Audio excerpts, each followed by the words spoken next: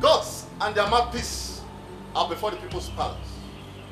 Remove that which obstructs them, and let the king and they who guide and protect our people see and interact with each other for the good of the people.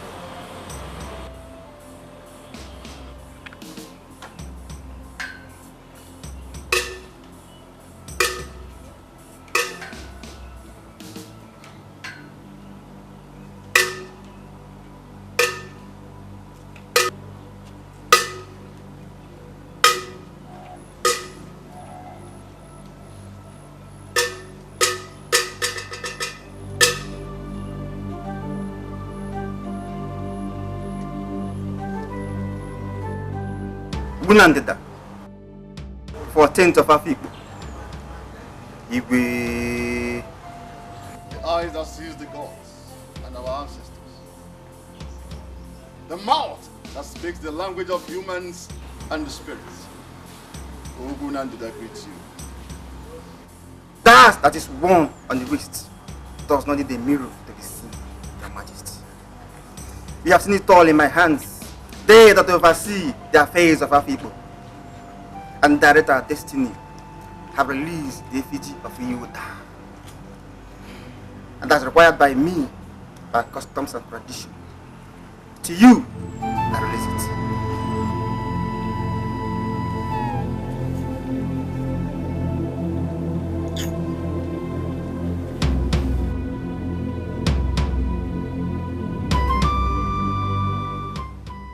Igwe, I've played my part. Play yours. My part I shall play very well. I promise. My gratitude to you and the gods. My blessings, that of our gods and our ancestors, I live with you. Peace.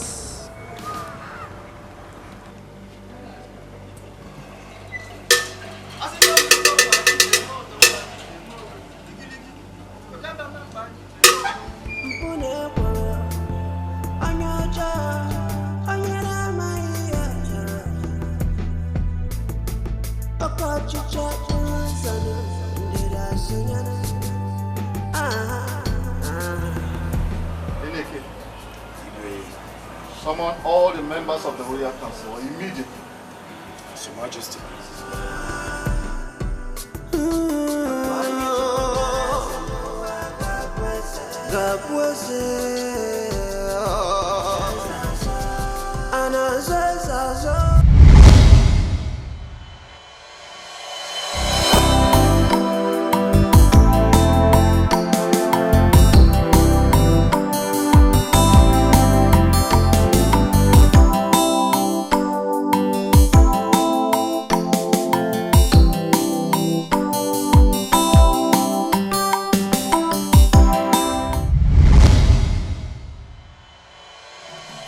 Most likely an antelope.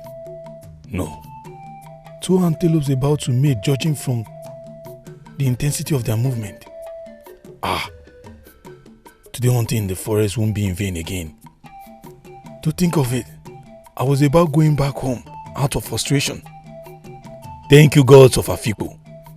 And please, help me to make a good kill of at least one of the antelopes.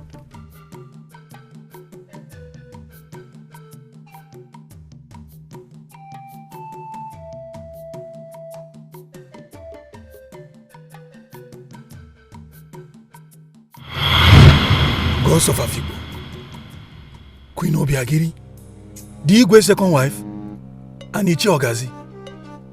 What are they doing in a thick vast forest like this? No, this doesn't look good at all. It doesn't. I must find out why.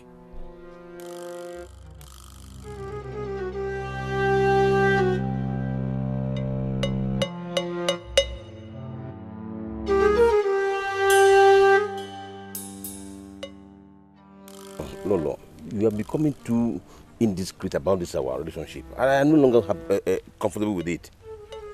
We should have waited till nightfall so that we can meet at our usual place and have it anyhow we want, as many times as we want, undisturbed. I know. It is not the trivial matter I brought you here. I may be craving on you, But that doesn't mean I'm stupid. I brought you here so we could discuss more important issue about us and our future generations. Hey! Ifumo. No, don't tell me you have gotten pregnant for me. Enough! Don't be silly. If I am, I wouldn't be foolish enough to let you know. I will simply put it on my husband, Igwe. I brought you here so we could discuss about your daughter and the heir to the throne, Prince Uchenna. Lolo, wait. If I get you right, does it mean you have convinced the prince to marry my daughter? If that were the case, I wouldn't be informing you in this thick forest. So what is it? Uchenna has fallen in love with another maiden from Ukwunta. He informed Igwe and I. Despite all I tried to talk him out, he insisted on making the maiden his wife. Hey. And Igwe has given his consent. That is not true. Don't tell me that. Don't tell me that, Lolo. This is not true. I can never believe this.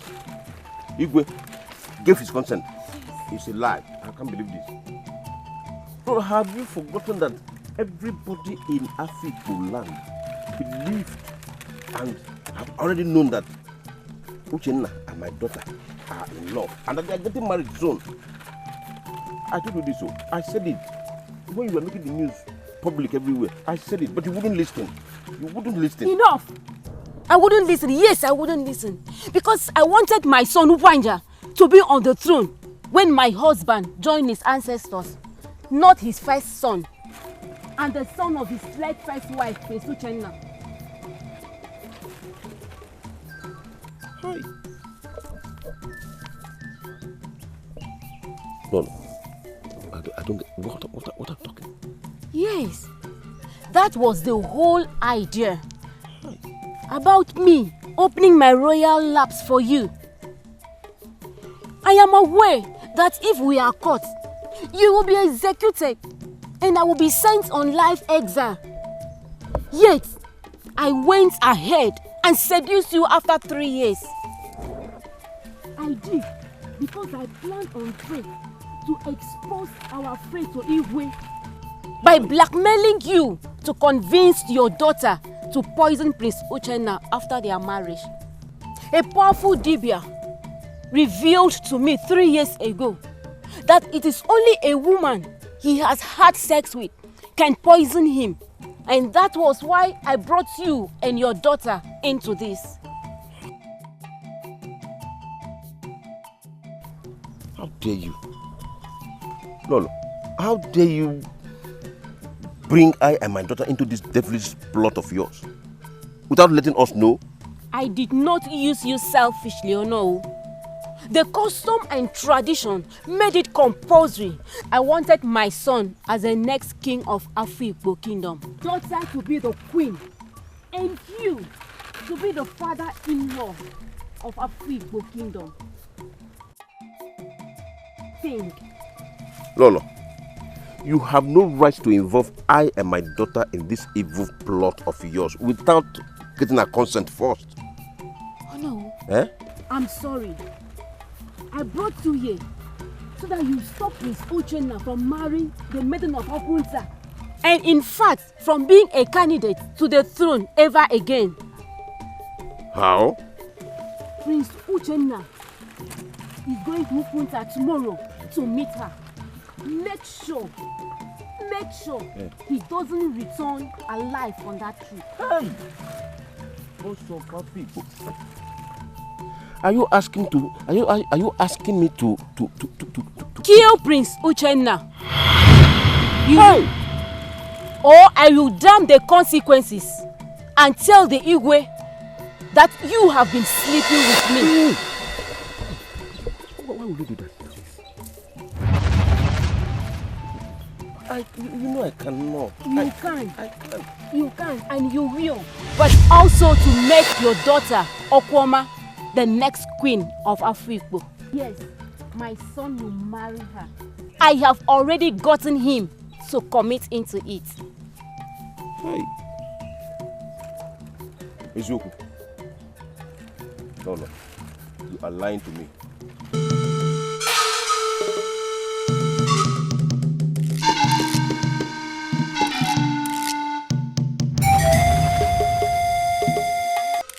I can't keep calm to this.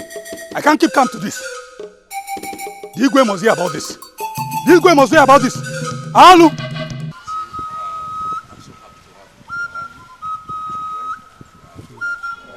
What am I doing? Going to report what I saw and heard in the forest to the Igwe. What if they deny it? How will I prove it? Yes. By the time whoever the Igwe will send to the forest to catch Queen Obiageri and Ichiogaze will get to the forest, most certainly they would have finished and left the place. Who will believe a poor hunter like me? If that happens and both of them deny everything, them against me, and I would be severely punished in the end. But if I fail to expose them, Prince Uchenna, the heir apparent to the throne of Afikpo Kingdom, would be harmed. Will I ever forgive myself if that happens? Will I? Gods of Afikpo, please tell me what to do. Please.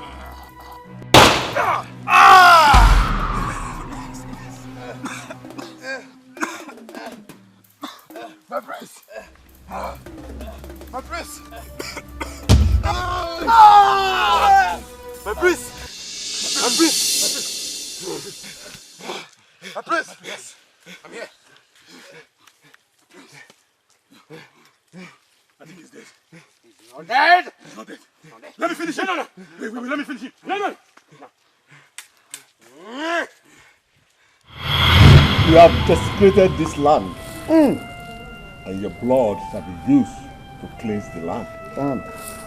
Yes! Yes, Your Majesty. Take these things to the evil forest and hang them. I am the Nobu. As you wish, Your Majesty. Take them away!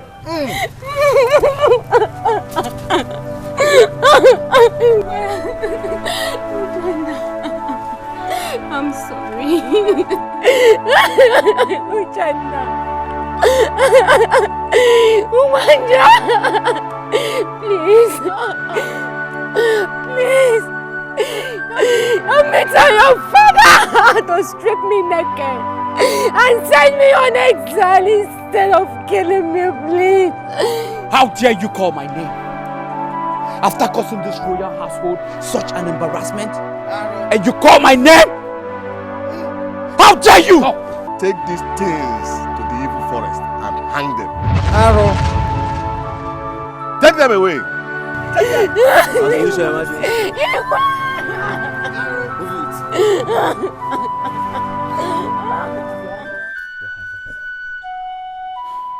Please forgive me. Please. My son, it's okay. I cannot take your mother's sin against you. You are my own, and my blood runs in your vein. So I know what you can do. Get up, my son. Get up. Please.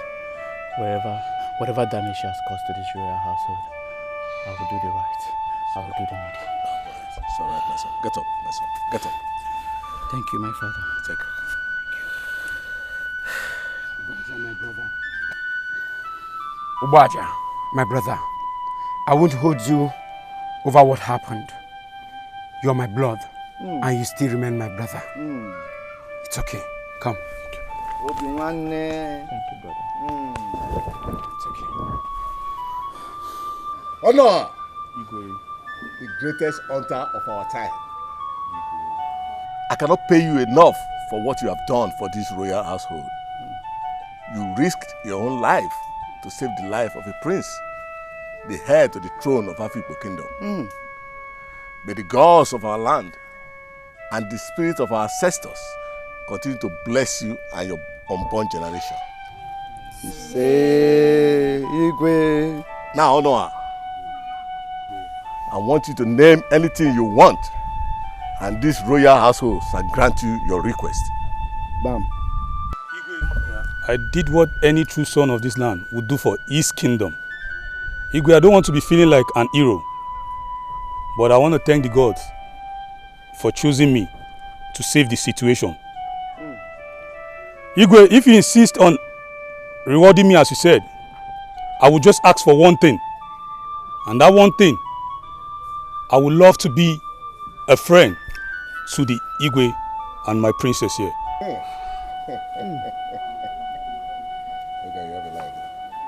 Indeed, what a noble character, Your Highness. Yes, it's a noble character. A good soul. Yes, it's a noble man indeed. Honor, Igwe, your wish is granted. You are now one of the greatest friends of this royal household. So shall it be, I have spoken.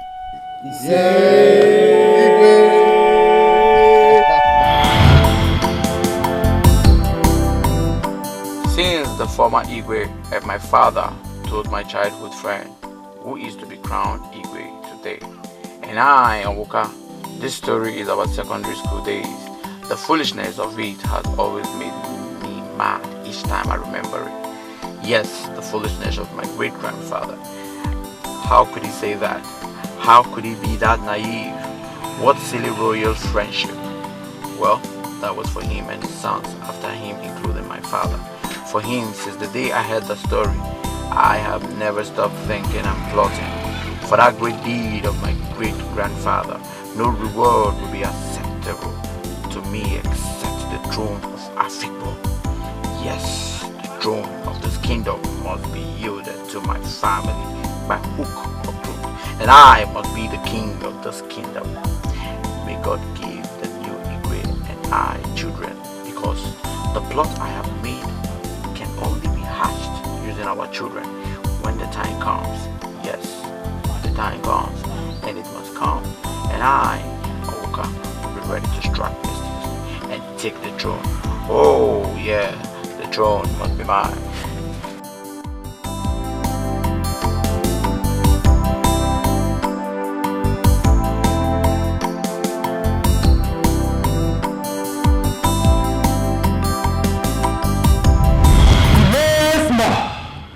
Karashina Puja! Karashina Puja!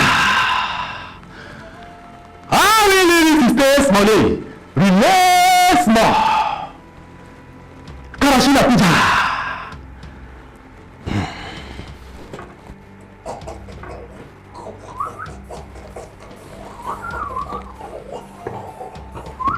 I bow to your lordship, masters of the realm. Welcome. And thank you once again for answering my call.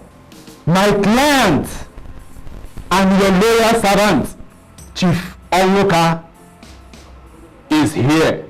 He needs your help, according to him.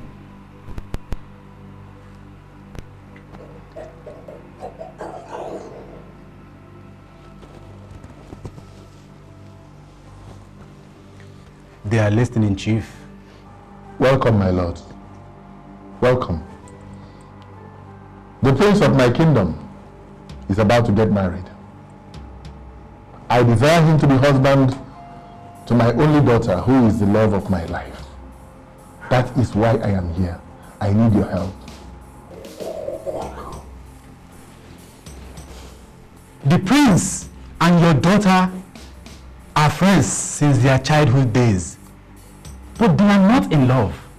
Make the prince to fall in love with her.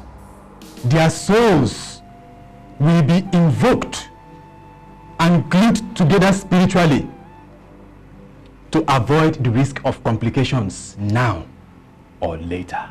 No. Not after what happened when I tried using spiritual means to get my son to become the governor of the state. I did not know that his opponent was dedicated to the lords of the seven seas, and everything ended in disaster. I don't want any other of my child to be involved in anything spiritual. My son is now a complete vegetable in America. So please, I want this done without involving Jacinta spiritually. Is that all? Yes. Alice! Alice! Alice stays money. Release more. Karashina Puja. Karashina Puja.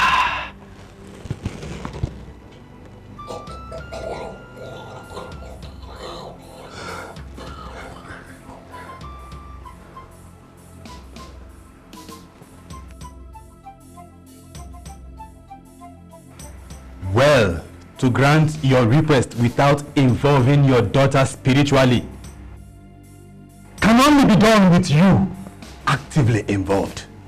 Are you ready to do it? Yes. Yes, Lord Oloko. I am ready. I am ready to do whatever it takes. Yes, no! Karashina Puja!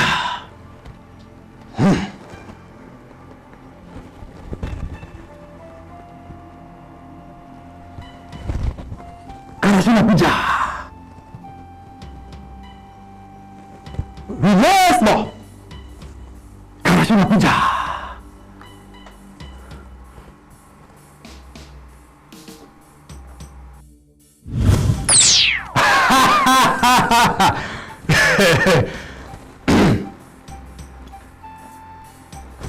Karashina Puja! This really stay smally. Go to the Igwe and discuss the idea of the marriage with him.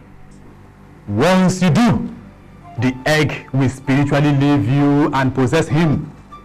With that, he will not only be convinced, but will also champion the idea as if it is his most pressing ambition.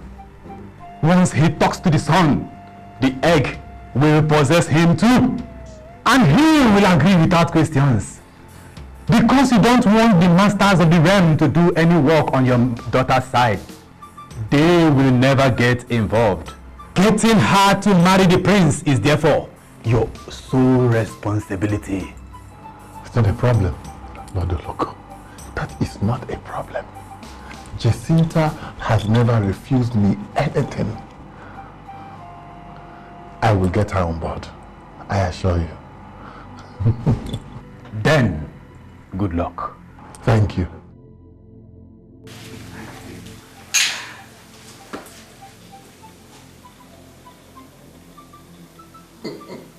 Ugwu na ndịda, ugumba nke mbụ.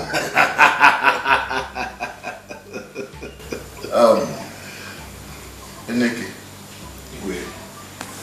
carry that carton to the Royal Liquor store, and from there join your colleagues outside.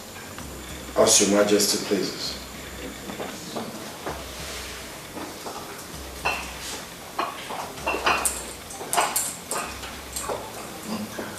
Once again, welcome to the People's Palace, Chief Omuka, my good friend.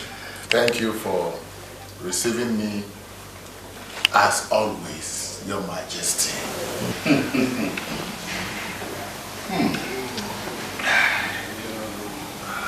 This is not the first time you have given the gift of drink.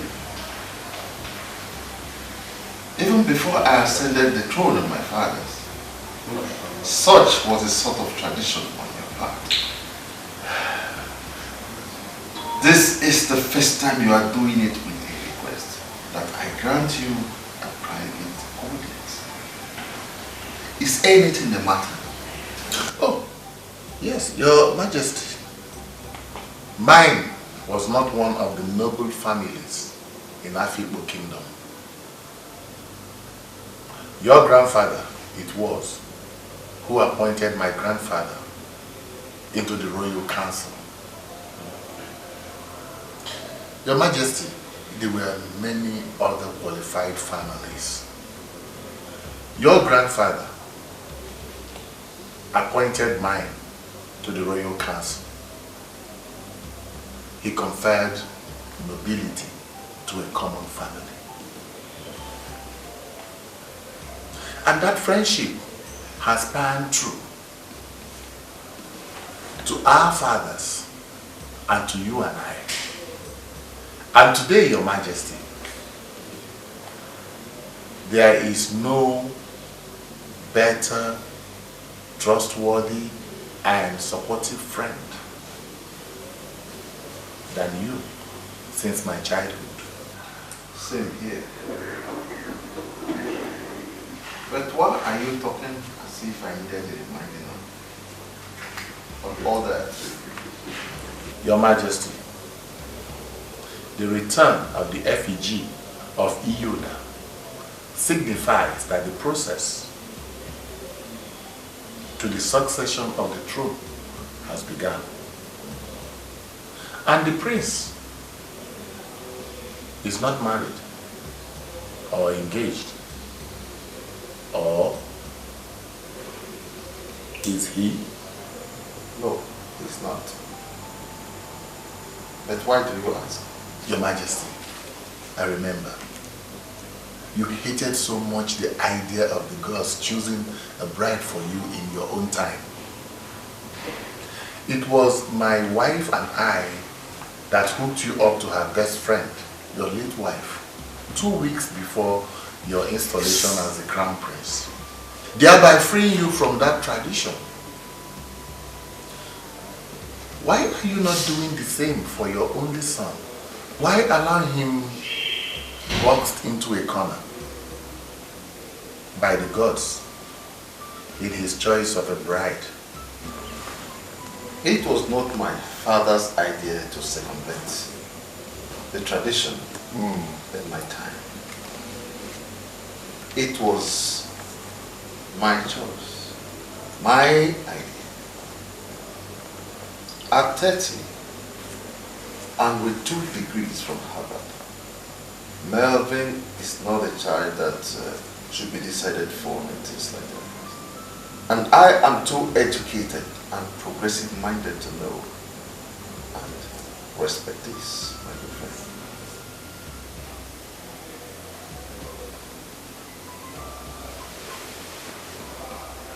Your Majesty,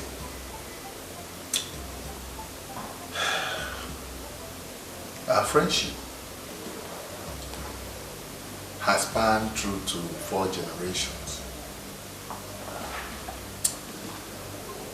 And in my considered opinion, this is the time to take it a step further. Let us bring them together. Let us bring our children, Jacinta and Melvin, together as husband and wife. That way, we will be in-laws as well as friends.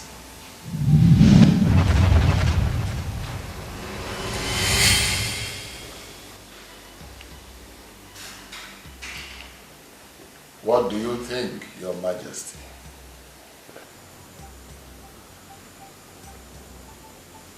Brilliant idea.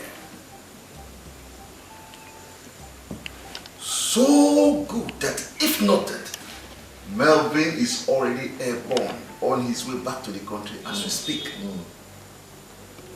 I would have called him and ordered him to go straight to Jacinta right there in America and propose to her. But please, call her to come back home immediately. And why is that important?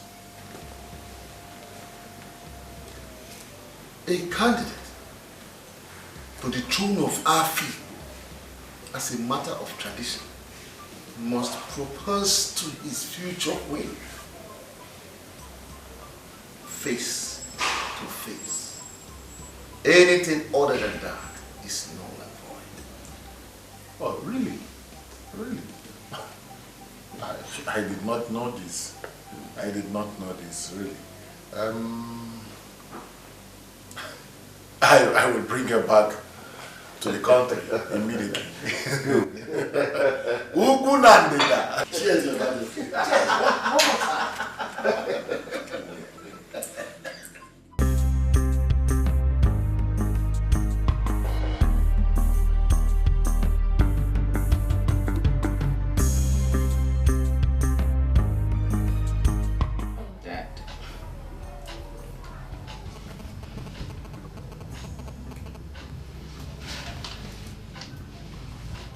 Hey Dad, good evening. Good morning, dear. It's 7 a.m. here. My bad. Sorry Dad, I keep missing the differences in time zone here each time I'm in California. Oh, you're in California? Yeah, it's in the capital city of the state, Sacramento precisely. I arrived here from Harvard 4 days back to conduct some field research for my PhD thesis. Sorry I didn't call to tell you.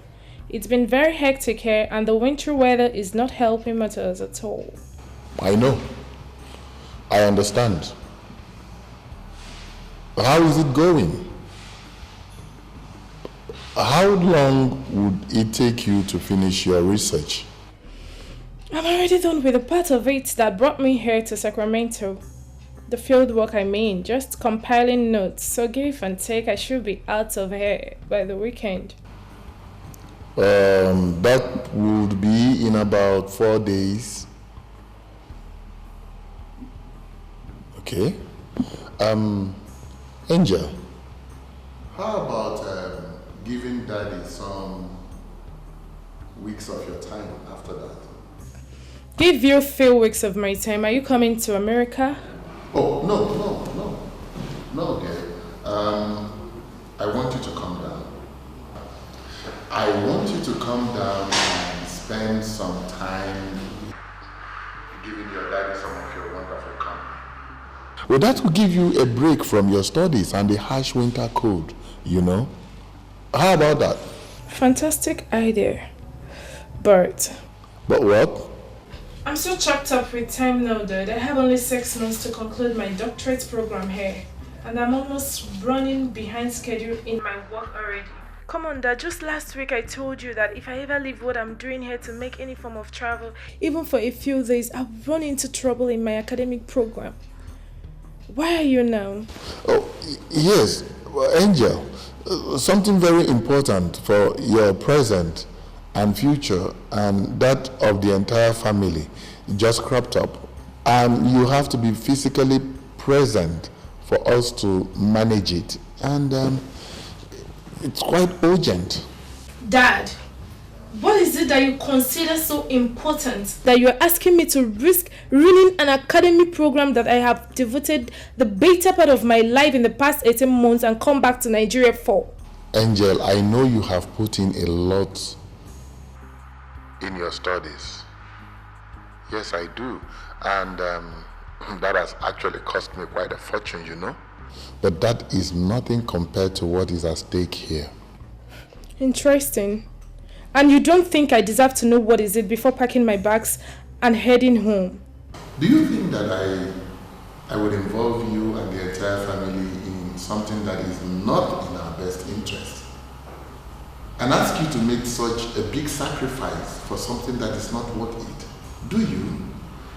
Dad, for goodness sake, you are talking to a 26-year-old Harvard-trained lady. A PhD student of the same school. Tell me what is it or you forget it, please. I'll call you back. I'll call you back. Dad?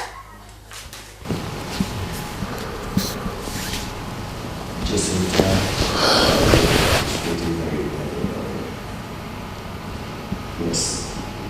Once she starts reminding of her age, she's ready to snap badly for any more word not carefully said. She's such a stubborn dog that if I had wished the discussion any further now, she would have ended it herself and refused to talk to me. To see me or talk to me for weeks, if not months. No, I can't resist such now. I can't, but I really everything by myself. Time to change tactics. You are still insisting? It's okay. I understand. I will tell your father to call you, and he will explain everything to you. Yes, it must be him. Okay, dear. Bye. She's still insisting, even with you, the king, talking to her and telling her all the things you said to my hearing about the need her to do as her father wanted. Chifonwoka, Jacinta is not an ordinary fool. She is a highly educated and sophisticated lady. To me, she is not as stubborn and unreasonable as you think. She is only behaving as a lady in her class with you. No one else can tell her. A man after her heart like Prince Melvin can. Chifonka, as far as you and I know, Jacinta and Melvin are just close friends. If they are in love, they have not told us, not shown. Even if they are, the same tradition that prevents the prince from proposing to a lady in absentia also forbids him from engaging in any discussion that will lead to that, except they are physically present. Come. Why are you insisting that you don't want to let her know when we're asking her to come home? Your Majesty, like you said, Jacinta, my daughter, is a highly educated and a sophisticated young lady. And you see, Your Majesty, I am taking my time I'm being very cautious on broaching on the topic so that I do not say anything or do anything that she will consider an insult to her sensibility. This idea of asking her to leave something which she considers central to her life and come home so that her childhood friend can propose to her is something I... Chifonka, that is our tradition. Try and convince her to come back home anyhow you can.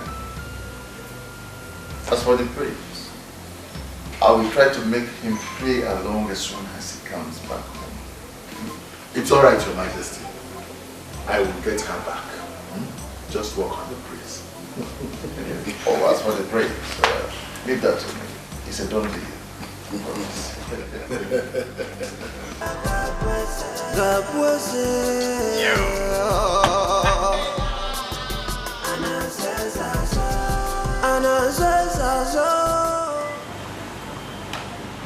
Good to see you, Dad. You're looking healthy and nice. My others, I miss you.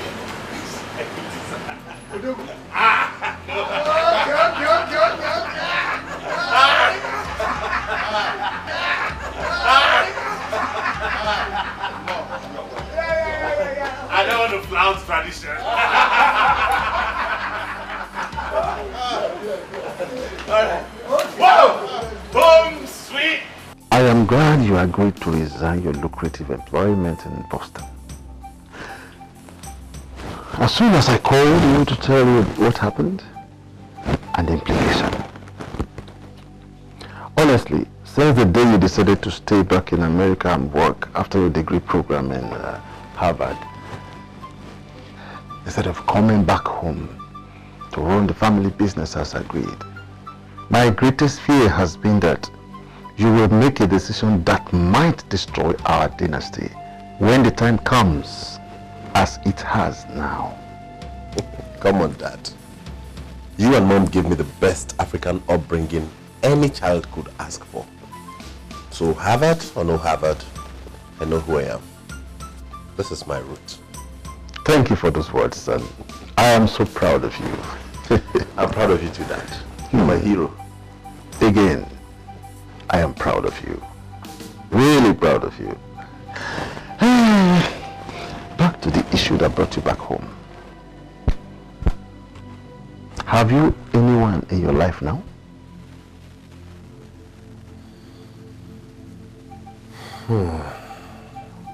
That I have been so busy over the years acquiring degrees and building a career for myself in the American corporate world that I haven't really given a thought and time to having a good relationship with any lady. And that really worries me now. Worries you? Yes, Dad. The fear of being left with no other option than to go as the tradition says. What if the girl the gods will choose for me happens to be somebody I don't love? I'll be subjected to living with someone I don't feel anything for the rest of my life. That's scary, Dad. Exactly the way it was during my time. But unlike you, I did not resign to fate. I put in my all in search of a wife and successfully built a love relationship with your late mother. In fact, I engaged her 2 weeks before my installation as the crown prince, and we lived happily thereafter, which you can attest to before she died 6 years ago. Why don't you try doing the same thing? You see, between the day the effigy of Euda was returned and the installation proper, the prince has 6 weeks he can ask for to prepare himself if he so wishes. Dad, Mom said yours was easy because Jacinta's mother, who happened to be her very good friend at that time, convinced her to give it a shot with you. I don't have any real friend now aside Jacinta, and she's not even around to help out. Even if she were that, all her friends are Americans. And I don't see any of them agreeing to such rushed arrangement. Jacinta is your trusted childhood friend. We don't have any blood relationship. Just family friends. Yeah? So, what are you driving at? Why not her? Or don't you think she could make an excellent queen?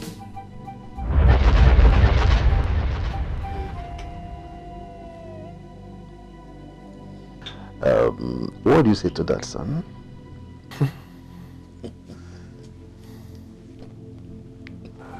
Thank you very much, Your Majesty. I appreciate this. The ball is now in my court. And I give you my words, I will not disappoint you. Thank you once again. Bye.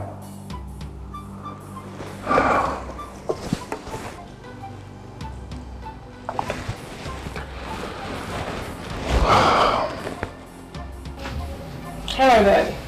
I'm sure it's night time in Nigeria. So good evening. Good evening, dear. Yes, it's precisely that time. How are you? I'm very fine, Dad. You said the last time we spoke you were going to call back, and you neither. Yes, dear. I was waiting to get more clarity on the issue that I discussed last with you, so that I will be able to answer your questions before calling you back. I take it that you have it now. For you to call me by bedtime over there. Yes. Okay, I'm listening. Can I talk to you in deep confidence? Come on, Dad. You've been my best friend and confidant since my childhood. Of course, I will answer whatever question you ask me. And also keep whatever secret you divulge to me, I promise. Very well then. How well do you know Prince Marvin? Dad, are you the one asking me that? Maybe and I are childhood friends. You of all people should know that he's even closer to me than my stepbrother Geoffrey. If you mean sexually, know that. Why are you asking? I will explain later. First, will you have any problem going that far with him? Now you're making me... You promise to answer whatever I ask you, Jacinta. So answer me. Sorry, Dad. I will not answer that question. Unless you first tell me why you are asking. Now, Jacinta, Prince Melvin is back in the country for his installation as the Crown Prince of Afikpo Kingdom. One of the requirements is that he must choose a bride from the 7 maidens to be named by the gods. Wait, Dad. Don't tell me that the reason you wanted me to abandon my PhD program and come back to Nigeria immediately is so that I will come to compete for Melvin's hand in marriage with some goddamn local girls. No, it's not like that, not like that. Our tradition allows him to marry any lady of his choice. If he formally engages her before his installation, Jessica, Prince Melvin has no woman that he is intimate with now. Yes, I know that. His father wanted him to propose to you. His Majesty broached the idea with me the very day I called you last. I think it's a fantastic idea. I didn't open up to you that day because he was yet to get the prince's consent. In fact, he was yet to tell him about it then. Today, Prince Marvin arrived home and he discussed it with him just a while ago. Guess what there? Marvin agreed. But there is a little problem. As a candidate to the throne, our tradition forbids him proposing to a lady unless they are physically together. And for that, you want me to come back home and... Dad, do you want to hear the truth here? Yes, dear. I said I cannot marry Prince Melvin or any other man for that matter. Why do you say that, my dear? I don't do men, Dad. You mean what exactly? I'm a lesbian. A total one, Dad.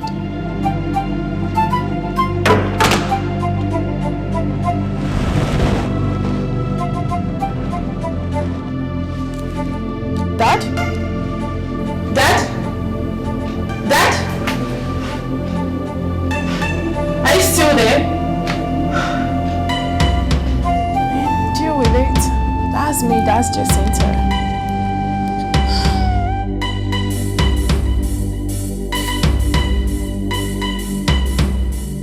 I have done all I could do.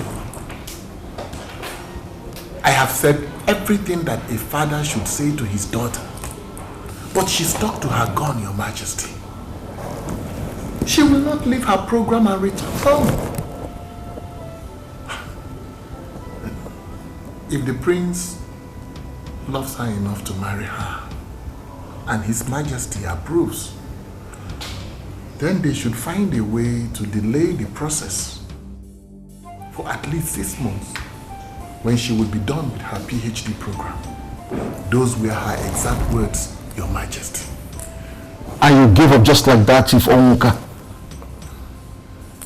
Well, I mean, that's true. You shouldn't have allowed her. You're her father. You shouldn't have let her just go on and... Yes, I know. Jacinta made me promise not to raise the issue with her again until she's done with her PhD program.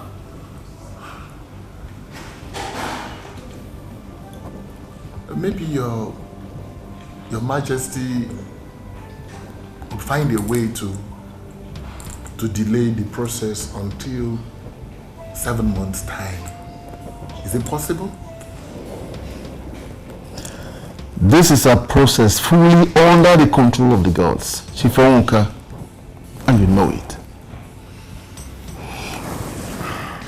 Mervyn and I are not gods. We live and rule over our people with their approval. I don't see how trying to manipulate the installation process because of your daughter will not incur the awesome wrath of the gods against us. Oh, well then, let's forget it. Yes, let's forget it. I mean, let's continue to enjoy the warm friendship we have built over the years. Your Majesty, my prince, no hard feelings.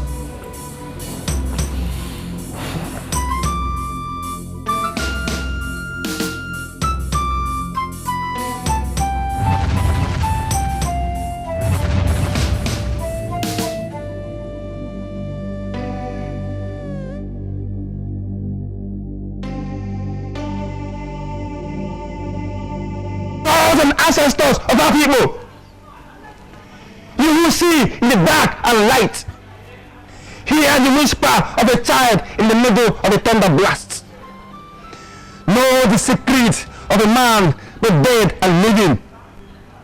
You know, and elders of our people are here. You know why they're here? From your infallible vantage position in the spiritual realm, speak now. Name the 7 maidens that you have set aside for another prince to choose his wife from. Speak now! Speak!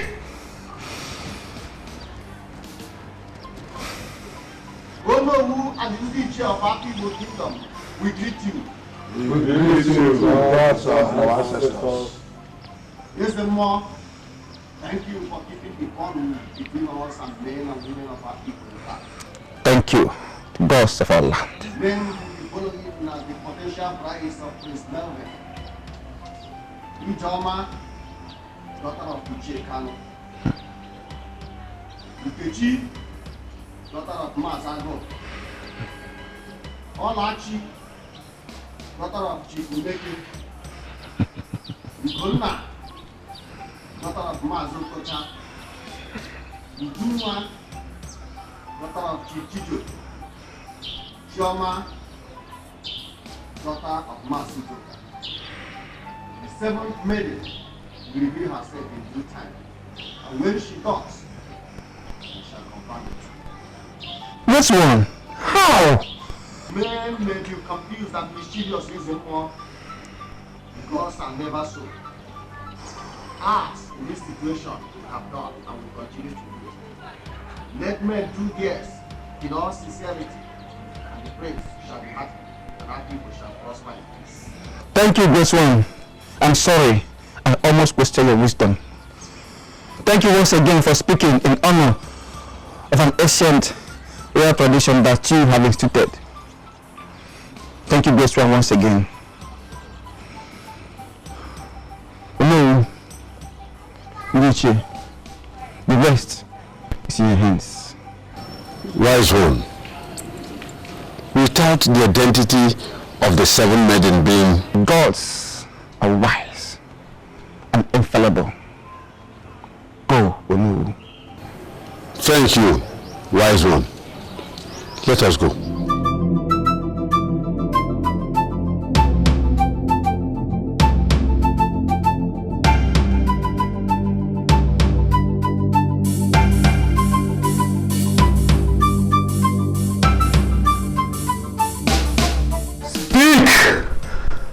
The maidens have been named. The last time I was here, you only asked me to go to the Igwe and the prince and make them believe that I had no hard feelings about the turn of events. Then sit back and wait until the gods named the maidens. You said that only then will you and the masters of the realm listen to whatever I have to say. I just told you to speak. I know. You came here thinking that the seventh maiden the gods did not name might be Jacinta. You are wrong. She is not. Their name is. And what are the gods up to? Keeping her identity hidden for now. The masters of the realm are not speaking to me on that one. So to your stated intention, are you still insisting that Jacinta should not be spiritually made to play along?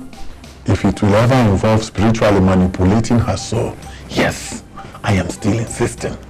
Help me to manipulate the entire process in a way that Prince Melvin would remain unmarried until Jacinta finishes her program at Harvard. Once that happens, I have a plan to make her change her mind and marry him despite her sexual choice.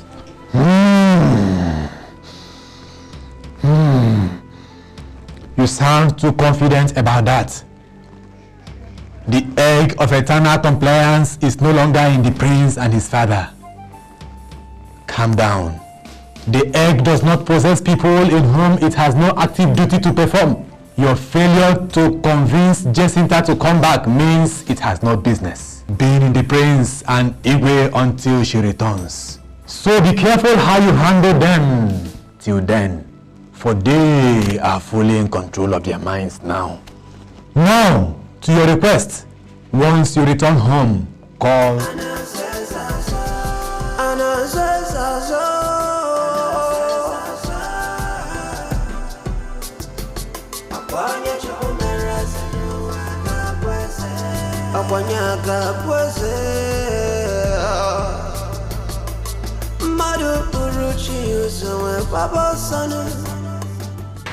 Igwe! My prince, I greet you.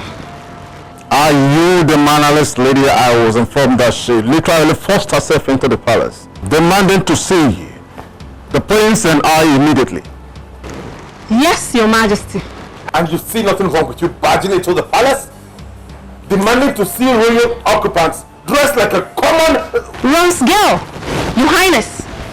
Yes, that is what I do for a living. I do commercial sex business.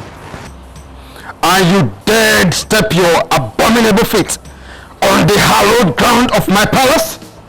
Your majesty, if my presence here is such a bad thing in your kingdom, then I should be commended by you and the prince for coming to do what I came here to do, and not vilified. What insolence! What insolence! How dare... Guards! No. Father, this girl needs to be told. How could she come in here and... Let me handle it, son. Calm down. Young lady, you sound like someone on a crucial mission. Yes, your majesty. Speak. Thank you, your majesty. I am sorry if I've angered you and the prince. My name is Agatha. I am a native of Ogoja. I have already told you what I do for a living. But I'm not alone in it. One of the ladies your gods named as a potential queen to the prince has been in it with me since our first year in the university. If that was all, I wouldn't have bothered coming here to expose her. Something more damaging and dangerous to the life of the prince here is involved too. Please, look at these papers.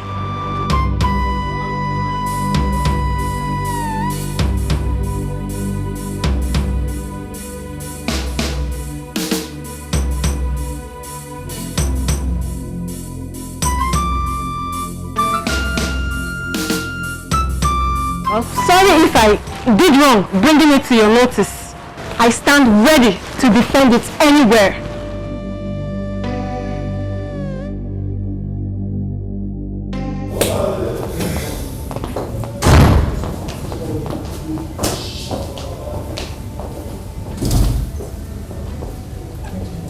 Igwe, my prince, Dichi, Igoshize. Bring her in again.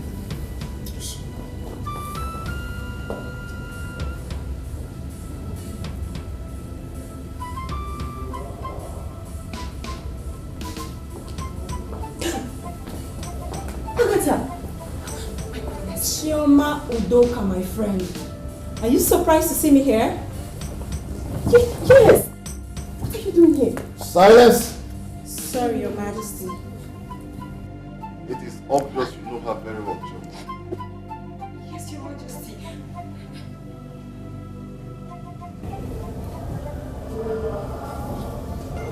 And I take it that this is true then.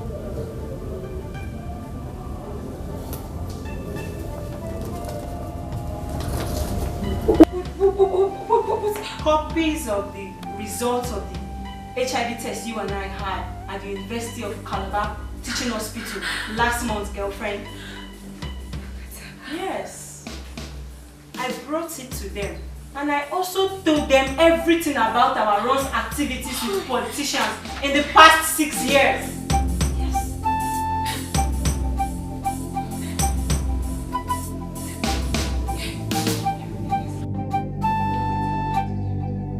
Why? Is there any truth in this, Chioma? Yes. I'm sorry.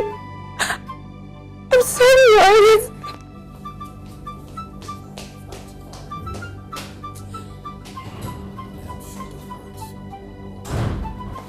Thank you, Agatha. You shall be handsomely rewarded. Thank you, Master.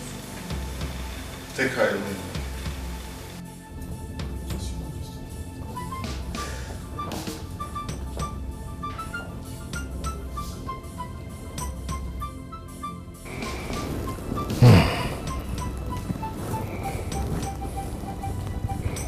This is a crisis with far-reaching implications. Leaders of our people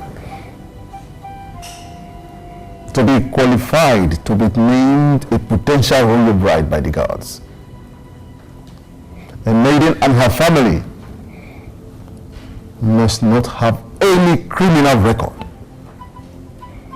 must not have any hereditary disease, must be fertile, must not have had a child before, nor committed abortion,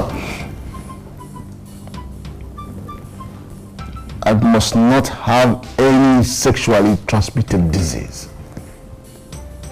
How could the gods not have known this? How? The chief priest must explain this. The chief priest? The chief priest to the same God who from what we now know no longer see or are now out to destroy our prince by naming such a maiden amongst his potential brides.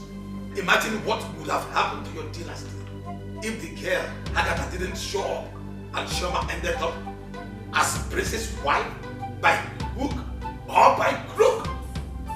Imagine what would have happened. What are you driving at, JK? When the maidens were summoned to the palace, few hours after they were named by the gods, the Onowu told them everything that is involved, all the do's and don'ts, and gave them time to speak up if there is any of them that has any secret that could disqualify her and tarnish the entire process in any way. Did Chioma speak? Did our gods speak? They did not. Who knows what else the other girls and the gods are still hiding from us? His Majesty asks you to clearly state your point, Icheke. Let us take charge of the process as a leader of the land, here and now. How? Icheke has made himself clear enough. The gods have clearly disappointed us. They may even be against us. In short, I invoke the powers of this council, the council of this ancient kingdom, to overrule the gods of the land.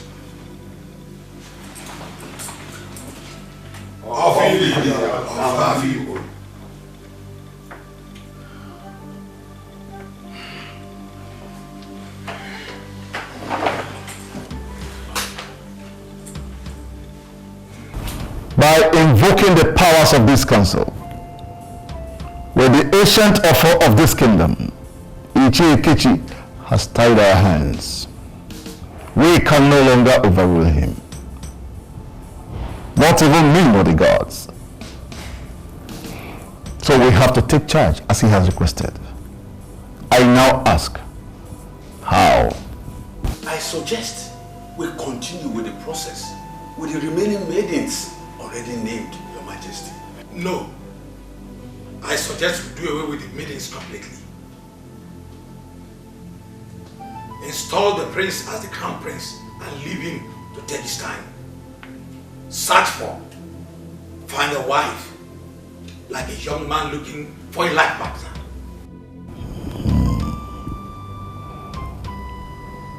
Two suggestions. Any other suggestion? Your Majesty, in the present circumstance, these are the two choices we have to make from. But I am asking council to defer making a choice so that members of the council can go home and examine these choices that we have to make from. Your Majesty.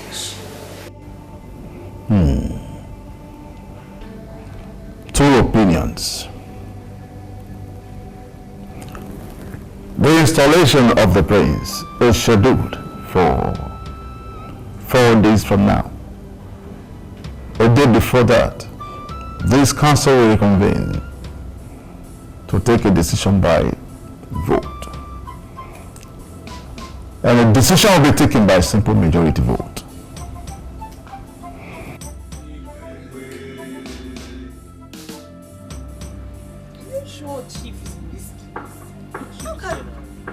Chief be... Chief Ida, you don't know this place before? No, I've not been here before. Chief Ida, before. How can Chief be? Stop there! Sit down there! Knife? Bros, what is going on? I said sit down! Bros, on the bare ground? If I have to pick myself, I will scatter your body with this dagger. Oh, okay, sorry.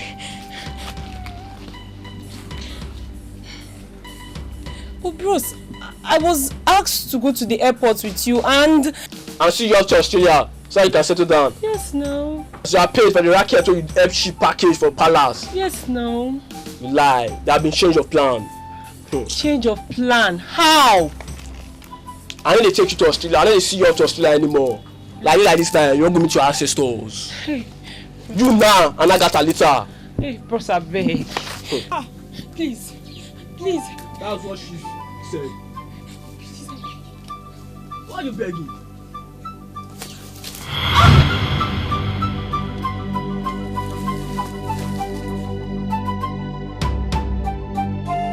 Icheke, in this room, yesterday, I asked you a simple question. And you gave me a wise, honest, and simple answer. I asked you, what if I withdraw the 100,000 naira I give you as monthly upkeep,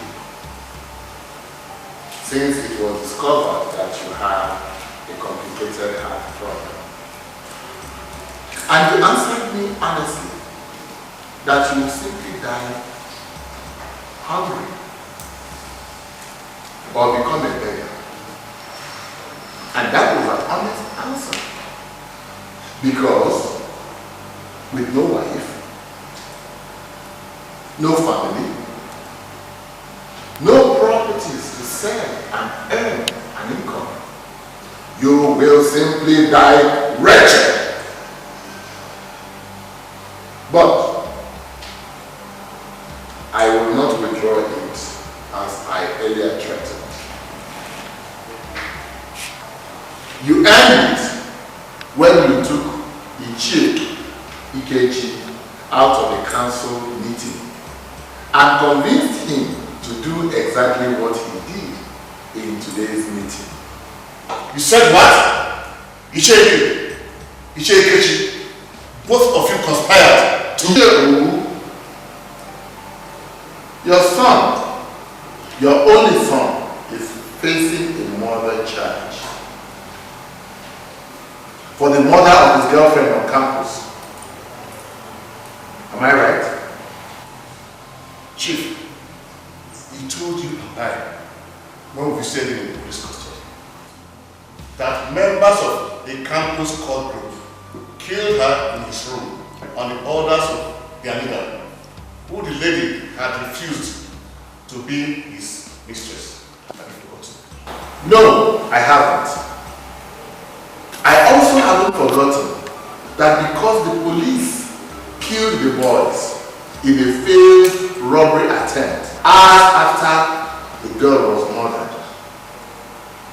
Ichie, the lady's family and the police think that your son is lying in order to save his head.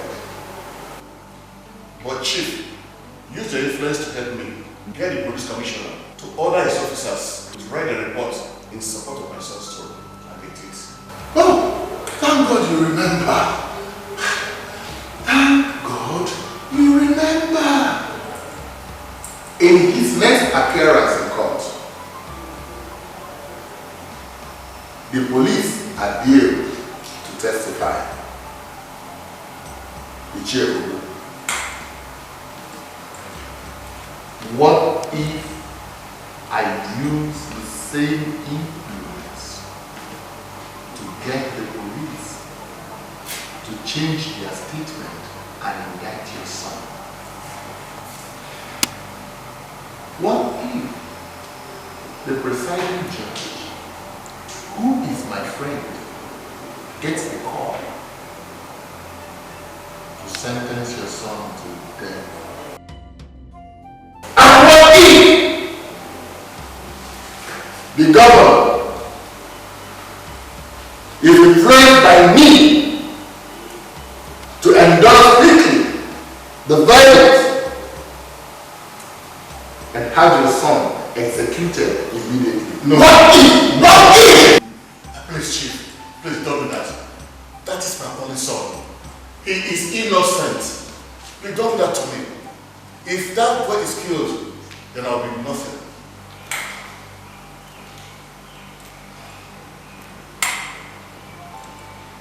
I swear my life, I will do anything for you. Save the life of my son. If that boy is killed, then it means I'm finished.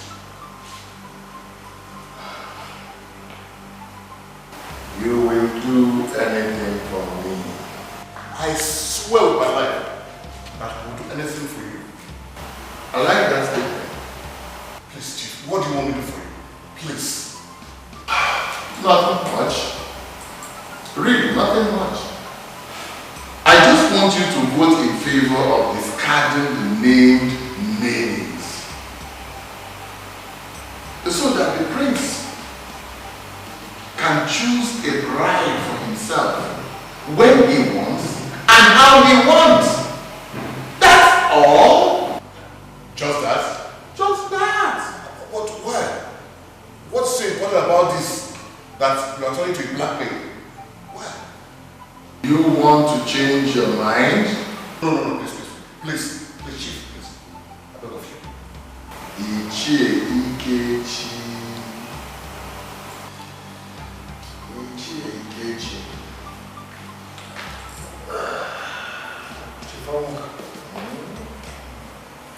What if I insist on a DNA test that will expose to the whole world that the first son of your first daughter is your biological son?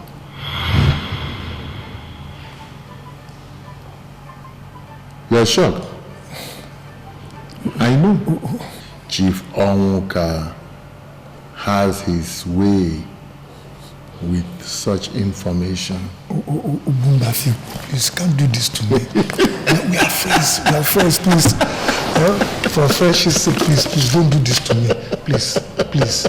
Hey.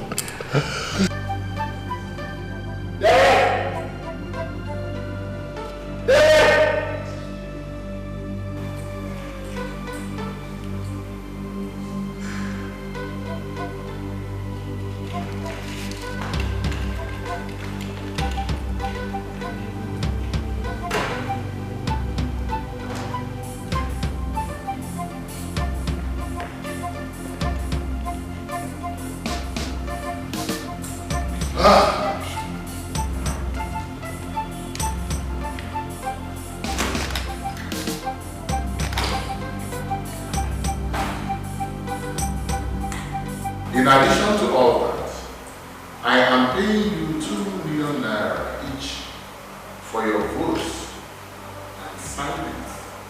Thereafter, nature, more will come if you comply.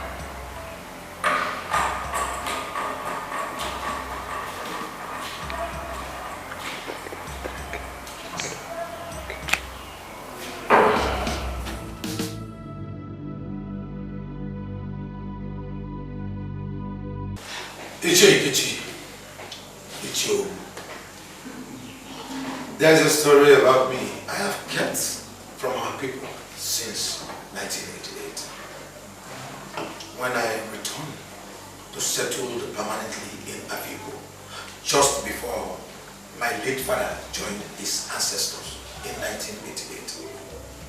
I did not voluntarily resign my appointment with the Nigerian Movie Corporation to take care of my sick father, as I told everybody then. I was sacked. My boss at Mpa railway station framed me up and had me sacked without benefits. He did because he caught me in the bed with one of his daughters. To him, a junior staff like me, having an intimate relationship with Rosaline, who just got university admission then, was a sin he could not forgive.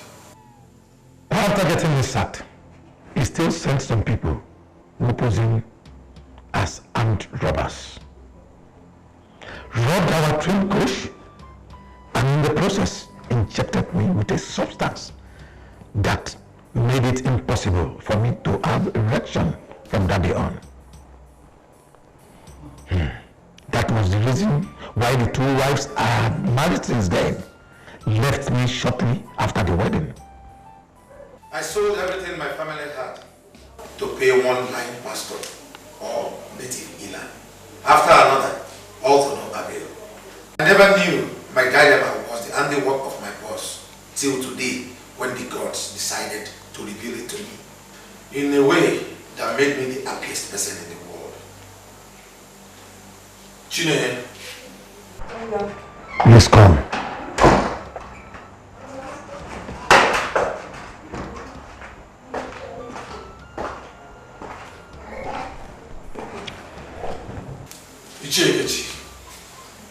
Ichiobu.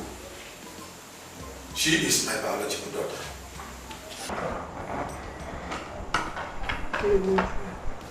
Your biological daughter? How? You just said you are impotent. Rosemary took him for him before that. Until you hear, he is the resultant child. She did not just come back to you, Ichieke, but the gods have brought her home.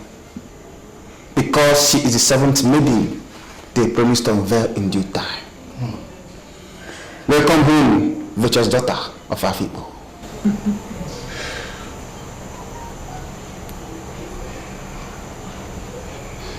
Thank you, sir.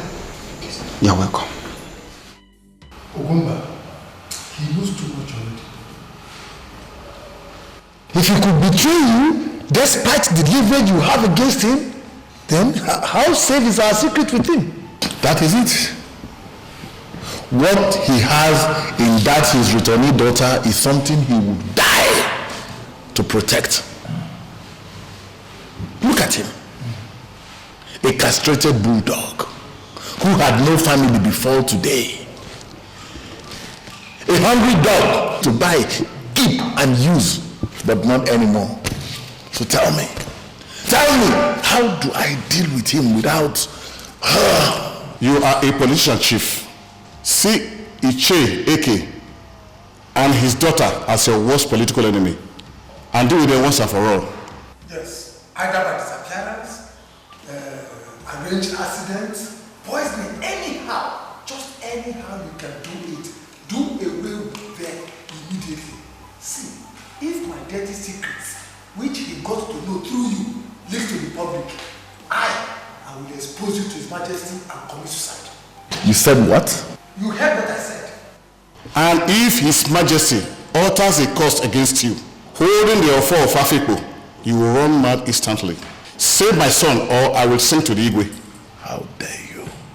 How dare the both of you? How dare you? How dare you? How? Leave them and listen.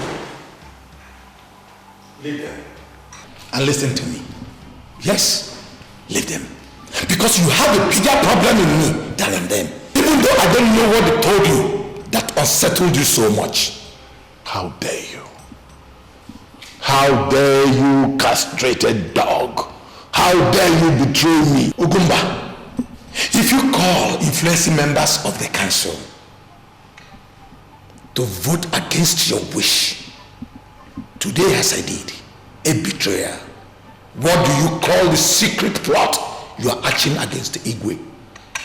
An embrace? Sorry, Ichie Eke. Sorry for talking to you that way, actually. Congratulations. Congratulations on your daughter that has just returned. Please, sit down. Sit down, let me explain what this is all about. Ogumba, it is only a fool who embraces a scorpion and expects not to be stung. I am not such a fool. No, not now that I have a British trained manager in one of the major telecom companies in the country as my own daughter. I am here with the money you bribed me with. I came to return it to you. I'm not here to listen to any explanation or anything from you.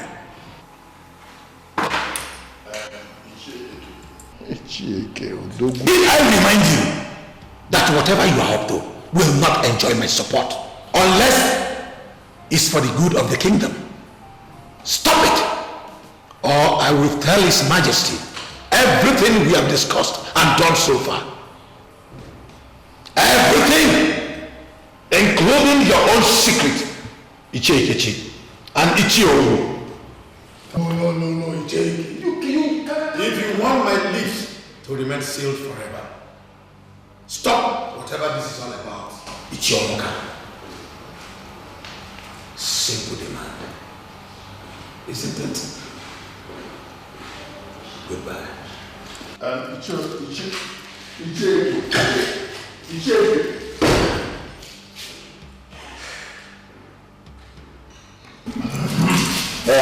Gentlemen. Chibonka, the condition for my permanent silence is the same as Ichike's. Listen to me.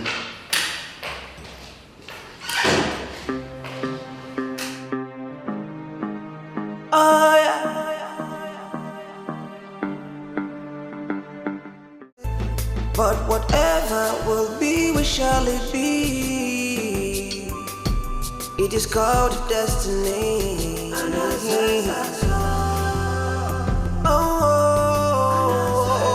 Yes! How really this is Molly? Yes, Mom!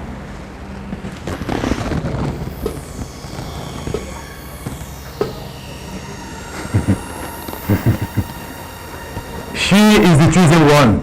Who? Karashina Puja.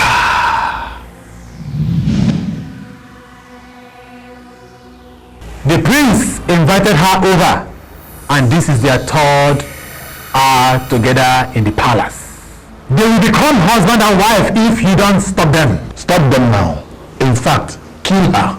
The gods who anointed her the future queen of Africa have made her she who shall never be harmed. Spiritually or physically, anyone who harms her or sexually assaults her shall be killed instantly by the gods. What are you talking about, Lord Oloko? But you assured me just 3 days ago that I will succeed. You even gave me the information with which I blackmailed Ichie Ikeji. How could you have allowed everything to fall apart on my face to the extent that the 3 men you conscripted to help you achieve your aims have left, threatening to expose you if you don't stop your scheme? So you know all that? You know all that and you still didn't? For 23 years you have retained my services from the one I told you never to keep details of what you wanted from me. If you want my full powers to work for you, why did you decide to keep details from me this time around? I don't get it. You don't? Why did you tell me that your real intention in all of this is not just to get your daughter to become the future queen of your kingdom, but also to take over the throne and the vast wealth of the royal family? I'm sorry, Oloko, I'm sorry that I left that out. More than anything, it is the vast wealth of the royal family that I am after. My son's failed governorship bid and his subsequent illness has left me broke. Oloko, please. Please. Please save me from this shame and disaster. Your daughter will never become Melvin's wife, no matter what you do. That is your punishment for keeping secrets from me. So decree the masters of the realm. That's not acceptable, Lord Oloko. In fact, I want to. You will still become the eagle and take over the royal family's wealth. Yes, you can, but it will cost you something very dear to you. Something very dear to me? What could that be? Jacinta! No! Never! Never! In fact, I'm out of here. The wrath of the bastards of Rem is very great against you, Chief Onwoka. I don't care. I don't care, Lord Oloko. Let them do their worst. Let them do their worst! I will never, ever harm my daughter. Fortunately, Chief, you can no longer save Jacinta. Yes, the masters of the realm have already taken her soul. So whether you live now or not, she will still die. How dare you? Keep quiet or you die now. Sit down. Look, please. Please. I said sit.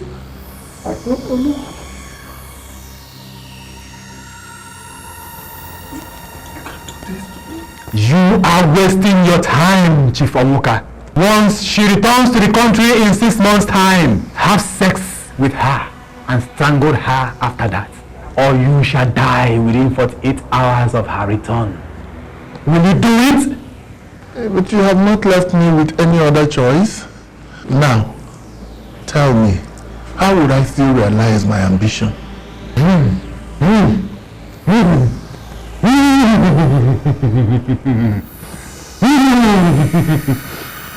Karashina Puja!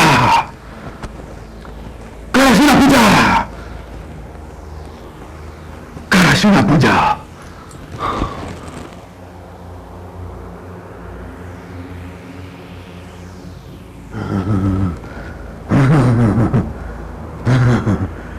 Reales! Reales more! Reales stays money! Kashina Peter! He has to make way for me to subdue the gods of our people and help you to the throne unhindered. Reales! How really stays money? Reales more! Kashina Reales! More really stay! Kashina Puja! Yes. Yes. Reales! How really stays money? Reales more! Reales more! Don't be afraid. It's still me. From this day on, I will wear this body anytime I want to function as chief priest of Afikpo. Now go home and find a way to take Chinene permanently out of Afikpo. The only thing that can stop you from becoming the Igwe of Afikpo is if Chinene and Mervin ever set eyes on each other from now on. I am heading to the shrine of Afikpo to take charge. Now go home and take care of your own as well.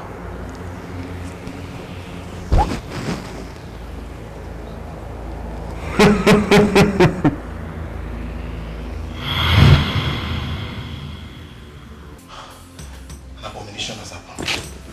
What happened? Your Highness, Icheki has been murdered by his returnee daughter. Hello. How? Hello. Now that's an outrageous conclusion to rush into, young man. Who told you she killed him? My prince, I found this on his corpse. Please, everyone, listen to this. Listen to what was recorded in it. Please, don't kill me. Don't kill me. I'll confess this. Yes, I will. The prophet who told you that was right. I consulted a native doctor who told me this is Icheke talking. I consulted a native doctor who told me that the only way for me to achieve erection again is that I must find you and have sex with you, and make you have sex with me once we unite. He said that once I set eyes on your nakedness, my manhood will start working again. And once it does, I must have to use it on you, or it will fall and never rise again till I die. According to him, the only way to bring you to return to me is to kill your mother, because I desperately wanted to have a son who will keep my lineage going. I agreed and asked him to marry. Now we talk about the girl. It's the devil. It's the devil, he said. The same devil also made you to attempt to drug me with a drink earlier this evening while pretending to be celebrating my homecoming with me. Right? After the evil thing you did to my mother. Thank you for everything.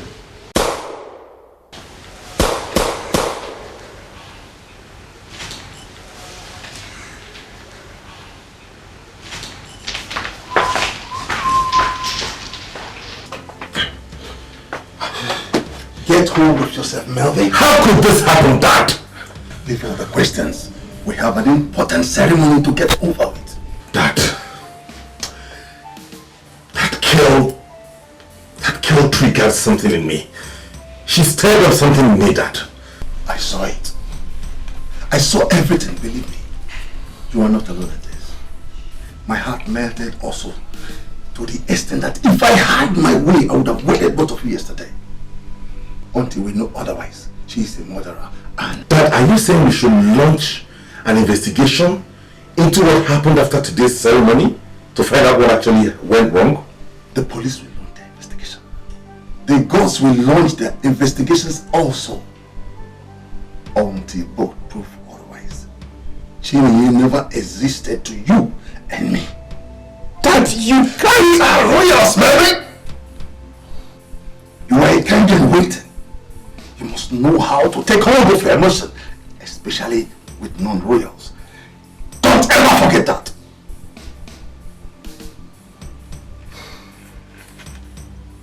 I'm sorry, Dad. I'm sorry I lost it out there. But there are lots of things that don't add up. How can they again? I say let the police and the gods do their investigation and handle everything their way. It's a crime and an abomination. But now, let's join the others and proceed to the shrine for your installation. Ezemo, you said that Igwe sent you here to inquire about what to do based on the latest development. Yes, Ezemo. Ezemo. Tell Igwe and Ndiche to send the maidens earlier named the potential royal brides home.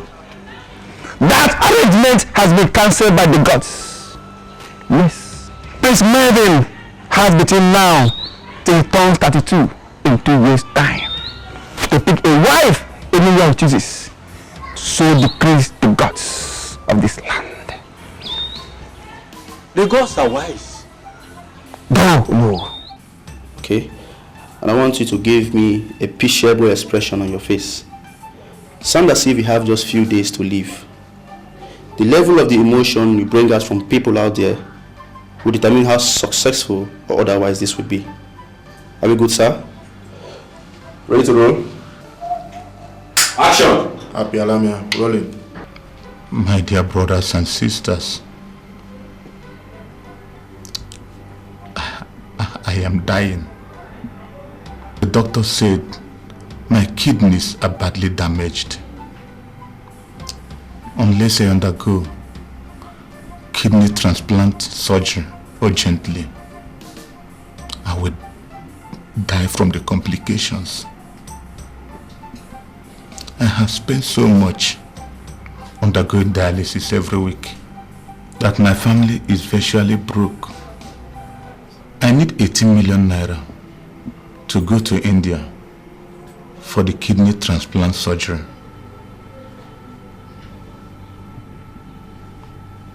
I don't want to die. Please help me raise this money, my people. Save me, please, for the sake of God. All right. Cut. Can't? He hasn't finished.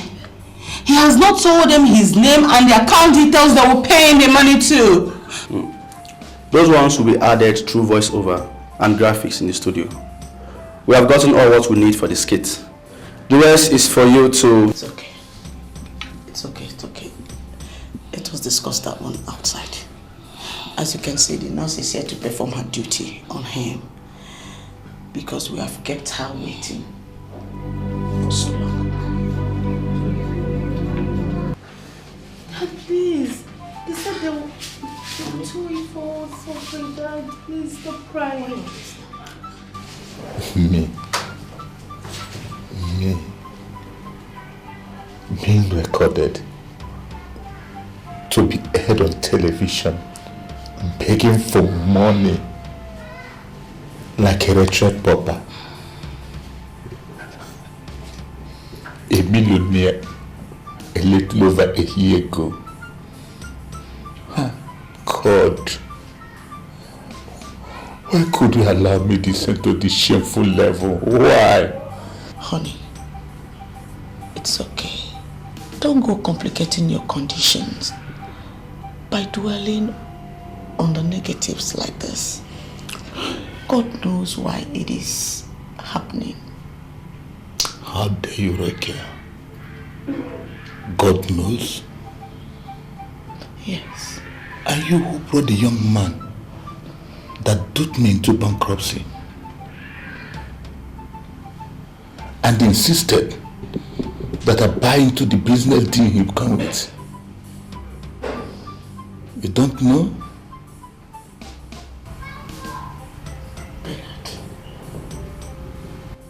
It's okay now. Must you always remind me of that silly mistake? Why mustn't I, Rachel? Look at me. Look at what your shamelessness has reduced me to.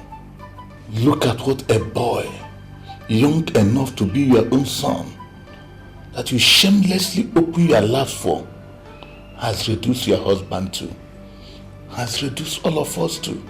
My goodness. What did you just say, Dad? Yes, you and Cecile did what, Mom? My dear, I traced your mom and that devil to a hotel room and caught them having sex. Mom! See, he jumped me. That boy jumped me. He charmed you. I feel so disgusted anytime you give that lame excuse. He charmed you. And the hotel staff said that both of you were their regular customers. Over 6 months, charmed you. And you watched him beat me into a pub before escaping. Even while I was begging you to call for help. Bernard, our daughter is hearing you. Please, give me some respect. I won't. Enough of the lies, Rachel. Tell your daughter the truth. Tell her that her father is not here dying because of diabetes-induced kidney failure. And she thinks, but because of the damage he sustained, why being beaten by your adulterous partner? What? A little boy you allowed to take everything away from me. My wife, my honor, my wealth, and soon my life as well. Bernard, no. He did not take me away from you. I'm here with you and for you. And you're not going to die, please. Please forgive me. He did not take you away from me? Oh, and you stood aside in that cursed hotel room and watched him hitting me on my both sides with a metal object until I passed out.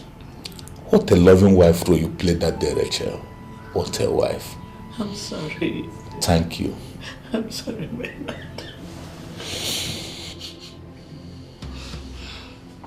Just pray that nothing happens to my dad, Mom. Pray that I will ever forgive you for this. Just pray.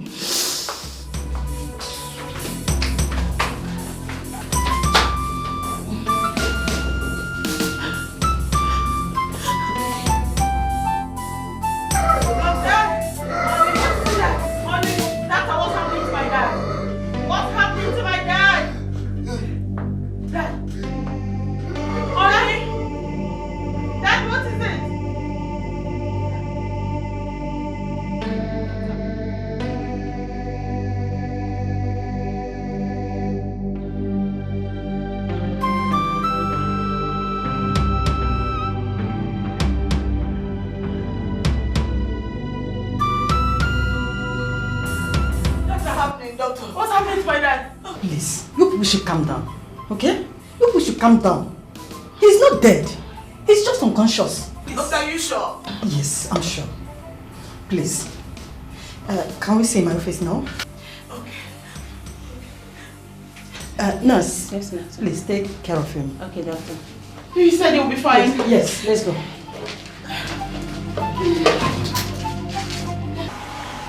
what the doctor just said, do I need to remind you that it's time for you to realistically consider the condition Mr. John, his colleague, and the program manager of the television network gave to you?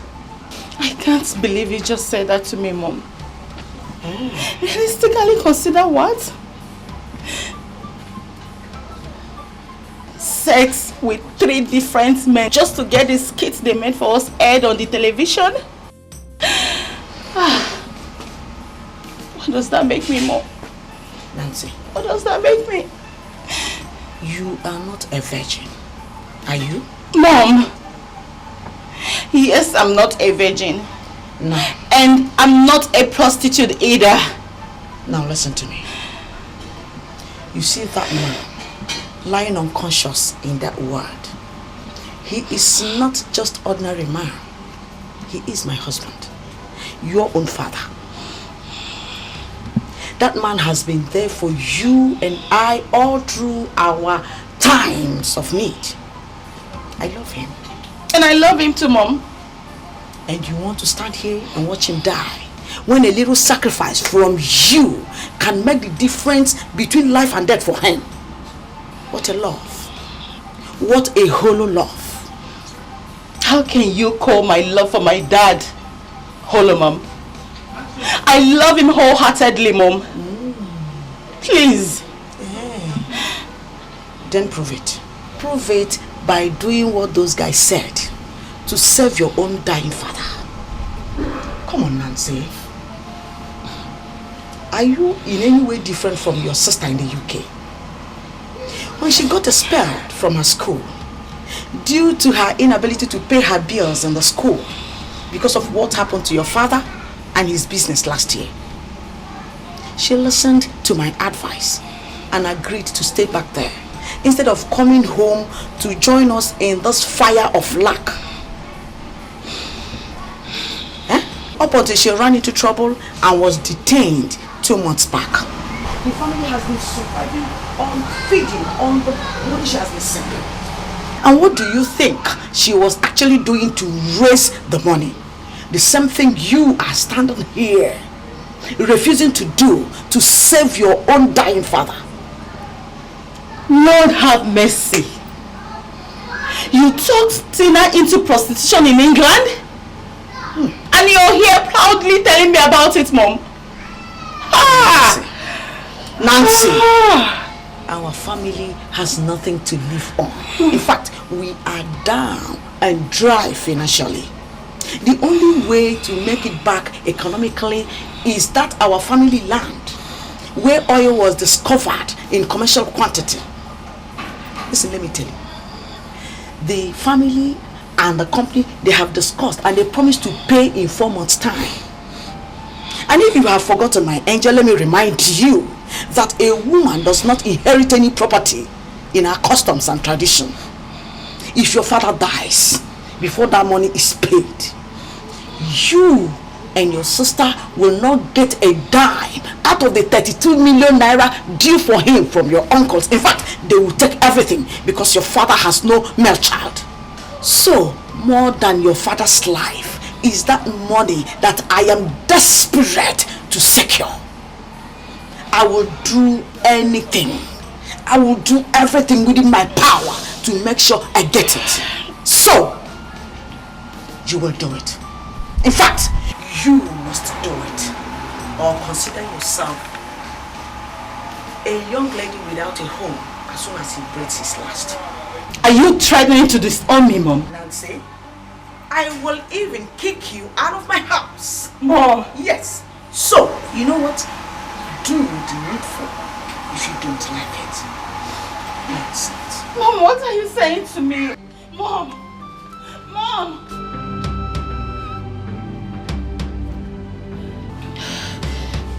Hello, sir. Yes, I'm just leaving where I met with your guys to come to your own hotel now, sir. 5 minutes? No, sir. No, sir, please don't do this to me. I'm already on my way.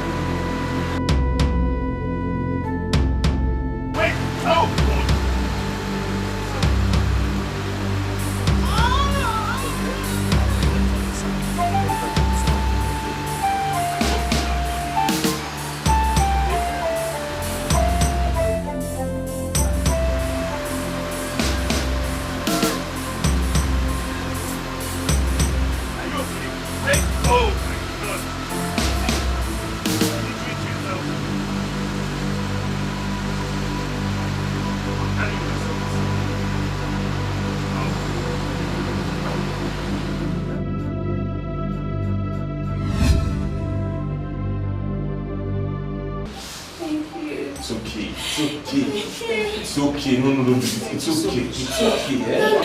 It's alright. Doctor, please.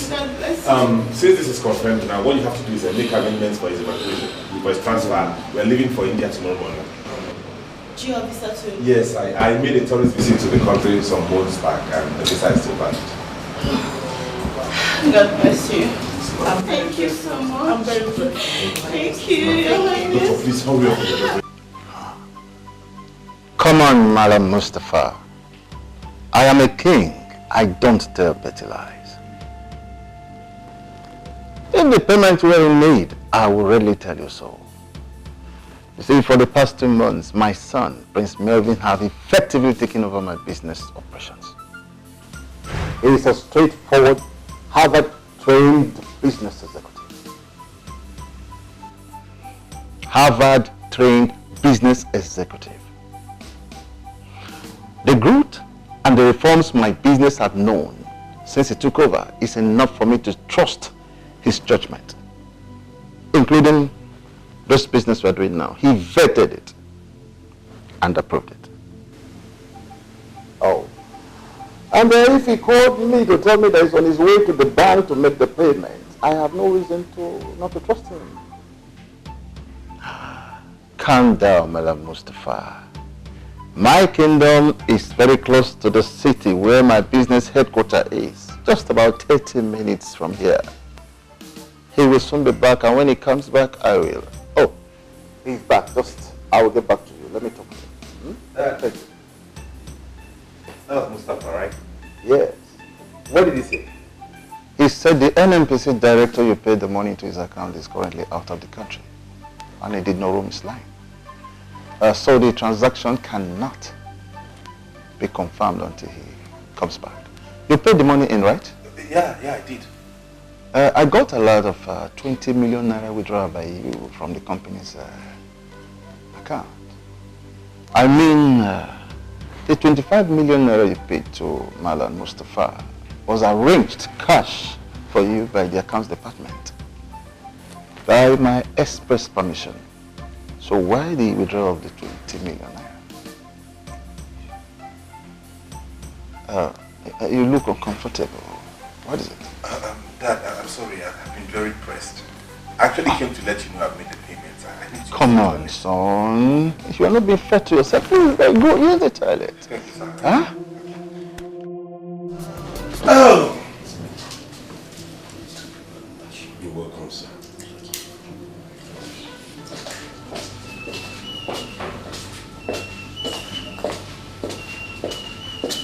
Daddy. Madam, Oh, sorry, mommy.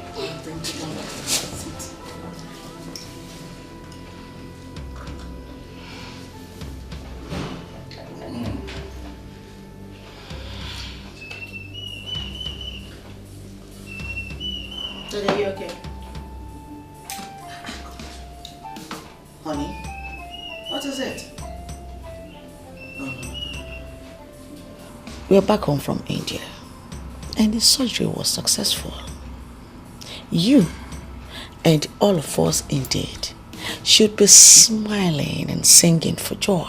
Yes, Dad. Not crying, not this mood. Please. Yes, my dear. I'm not crying for pains, but for joy. Okay. To think that I came back to this house with on my feet. Oh, God. Come, my prince. I can't thank you enough. Welcome, sir. Thank you so much.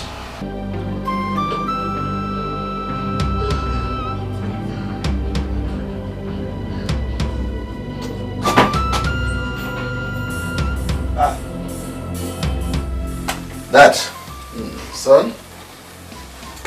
Good evening. Good evening. The cook said you told him that we are eating out tonight. Did you discuss anything like that? Oh, Dad, sorry I didn't tell you about it. I have dinner organized for us tonight in a very cozy place. And I've made arrangements for police security patrol to escort us to and back from the venue. Really? Yes, Dad. What manner of... I want to use the occasion to... Excuse me, Dad. Hello, dear. Where are you?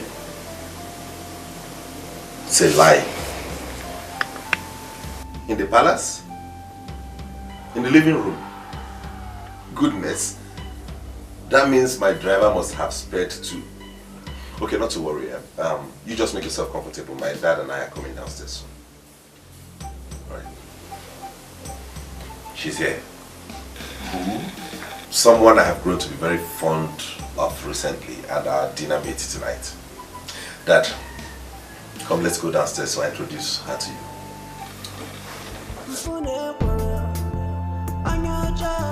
I enjoyed every bit of it. I know that. I've never seen you so happy and vibrant as you were throughout the dinner. And thank you for accepting Nancy. She made it so easy by her beauty and intelligence. Yeah, I told you. She made it really easy for me. Thank you, Dad. Pour us a drink and come sit down. Okay, Dad, minutes.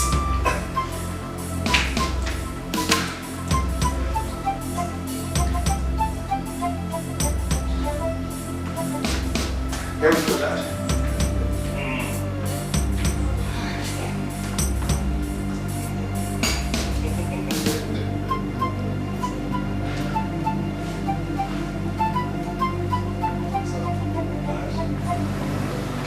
When are you proposing?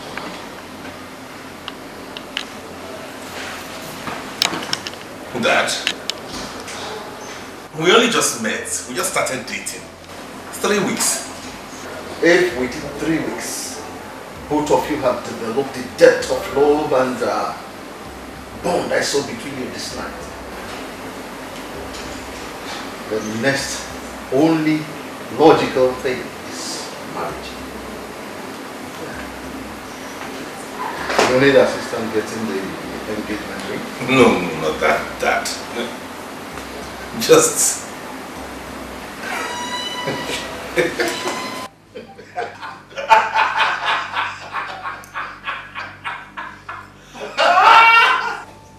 Hey, Dad. Yeah.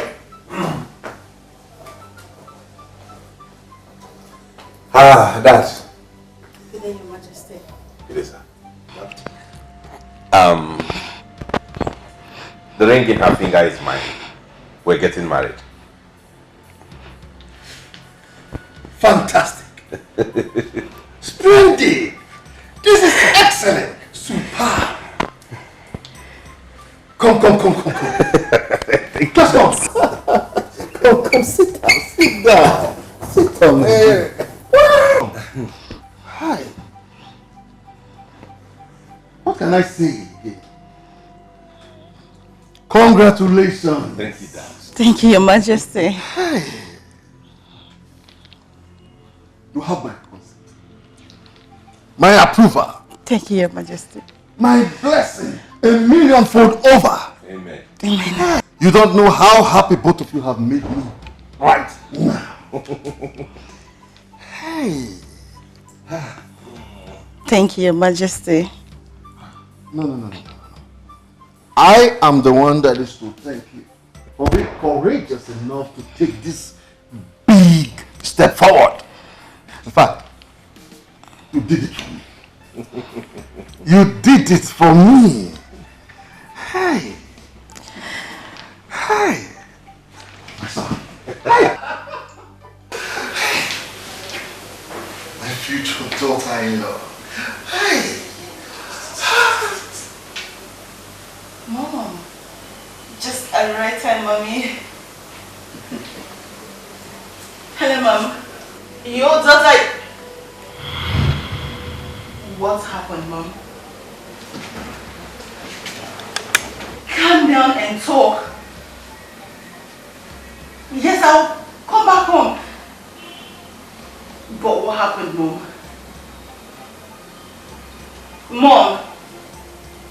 Mom! Gosh! What happened, baby? I don't know. It's my mom. She only said that our world is about to collapse, honey. It's okay.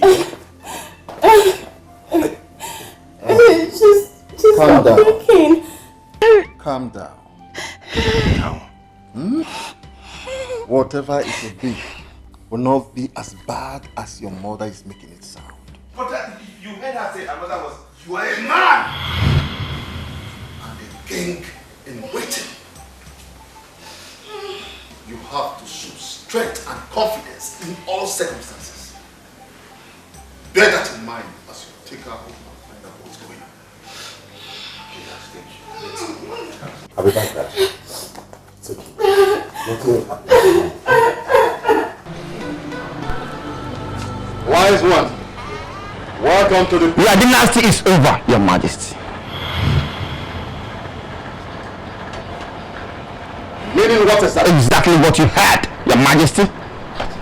A son went to India and donated one of his kidneys to somebody, and that made him an incomplete man. No man with a missing organ inside him is allowed to sit on the throne of Africa. So decrees the gods. Without one of his kidneys, your son, your only son and the crown prince, is now disqualified from the throne. Wise one, you can't. Not only that, Your Majesty, the gods have anointed you for Woka to take over from you. Yes. And to him shall all your assets and liabilities be passed on to. And that of asset is immediate. I have decreed the message of gods to you. And I leave you now.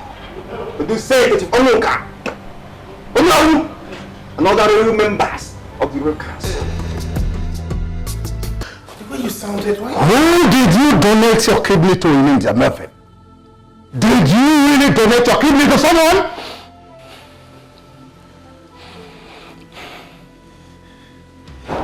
Yes, Dad. I did. I donated it to Nancy's father.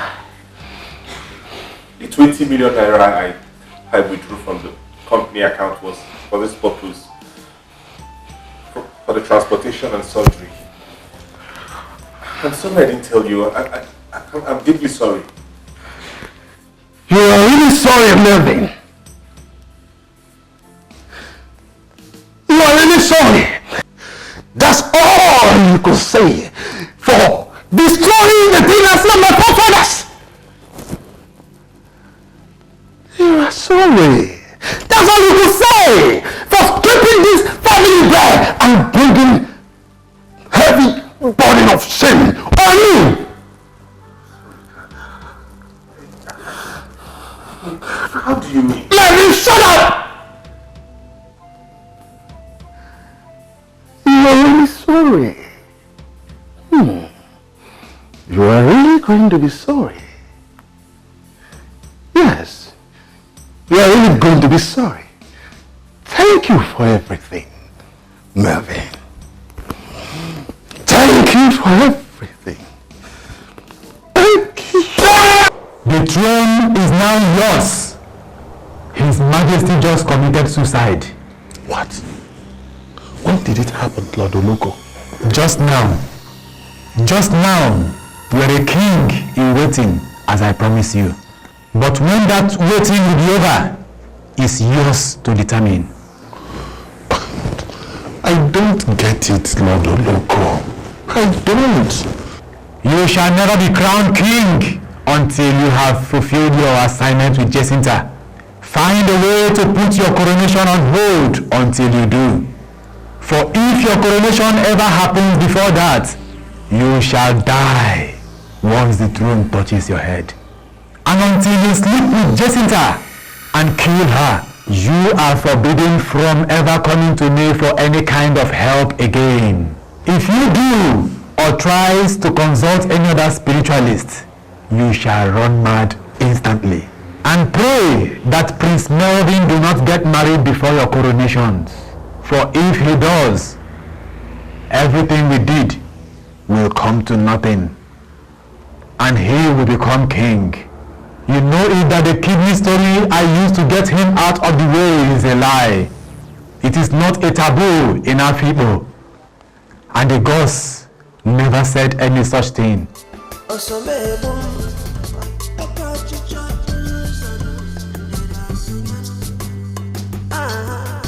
Honey, what is it? My goodness. What are you...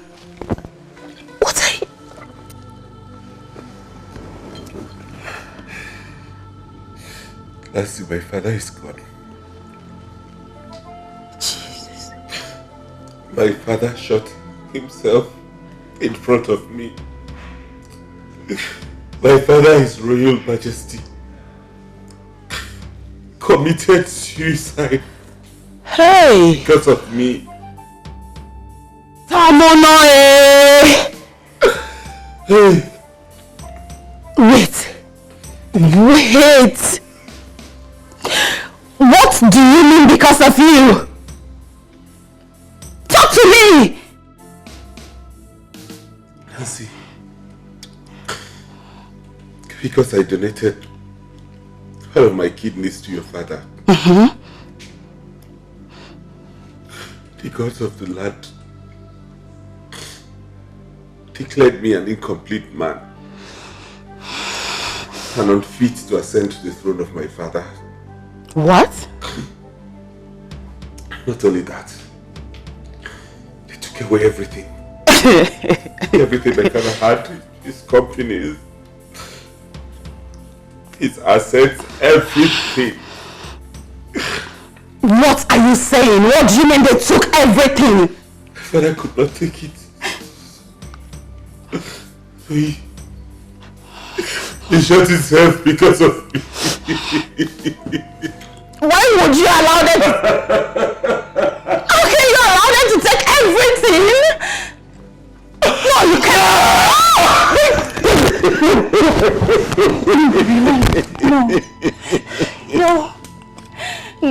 No, please, no. No.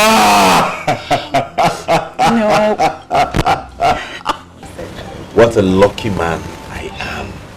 Your presence in my life made all the difference after my father's demise and the loss of family assets. Knowing that you are there and mine was all that kept me sane and kept me going through it all. Same here, baby. I love you. I love you too. The last day in this compound is here, Melvin. Even waiting, Chief Omuka beg that you stay here till your father's funeral is over. And the gods granted this. Now that the funeral is over, it's time to leave. Time to leave? But the palace is not... Everything is, including the cars.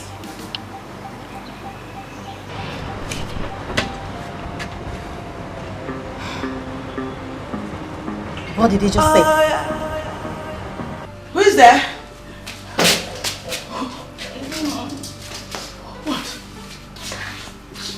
What?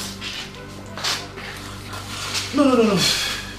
Tell me what you told me on the phone was a joke. Your Highness. It is true, Mom. I am no longer His Highness now. I am nothing.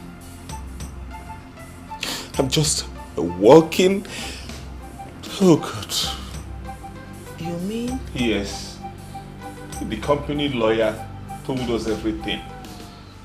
My father was made to sign a document transferring everything he had to Chief Omuka.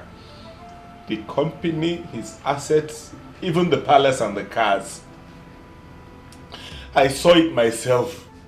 Nancy even saw it. Tamunae! Yes, Mom. Your Highness, confirm that you're a man without a home now. Yes. I am now a man without a village even. I'm now a homeless church rat. Yes, Mom. All my honey has left is his clothes. Just that. His clothes.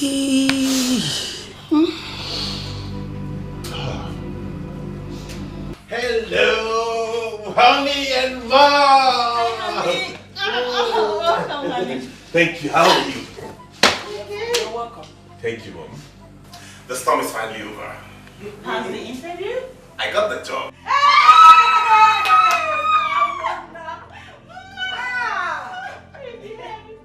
I'm now the manager of one of the biggest real estate conglomerates in the country with a salary of 4.5 million naira annually. Hold on. Just break it down. How much per month? 400,000 naira a month. Tamuna! Hey! When are you starting, honey? As soon as the result of the medical test I ran with the doctor is out. The job is yours! It is mine, amen! Hey, the job is yours! I'm sorry, Thank you, honey. You know, Mom. I love you, I love you, I love you. Love you, Mom. This calls for celebration. Yes! So just give me a while, let me go get stuff. Yes, baby, what's So why are you staring at me, Konai? Because I love you. No, I love you more, you know that. That's You know- not true. you know I'm the one that love you, know. Don't lie. In the eyes, excuse me, baby. Sorry. What is this? Hello, what is this? Good morning. Oh, good morning, sir. You? Yes, sir. Really? Yes, I'm around. No, I'm free, I can come. Okay, sir, I'll be on my way immediately. Thank you, sir, thank you. Honey? Oh, sir. The call I have been expecting for 3 days now just came in. Really? I'm telling you. That's the company personnel manager. He wants me at the office immediately. I'm so happy for you, baby. Whoa! I can't wait. Oh, thank you, God. What are you waiting for? What? What are you still waiting for? How? Let's go to the bedroom quickly. You and I? Yes. Because from now on, I'm going to be the one betting my honey plum. Yes. I'm taking it as my number 2 duty, second only to my bedroom duties, you know. Let's see how good you are at that. What are you saying? You know I'm very good. Let's go. Let's see how good you are at that. Whoa! Wow.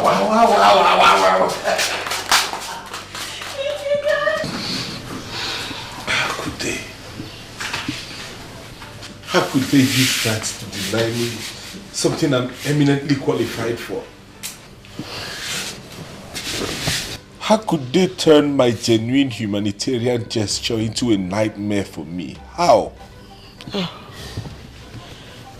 Come on, calm down, please. Mommy, you asked me to calm down. You asked me to calm down. How? Mommy, you asked me to calm down. You asked me to calm down. How? I have just 2,000 naira left in this whole house, and I have nothing in my bank account. How am I supposed to take care of us? Just tell me.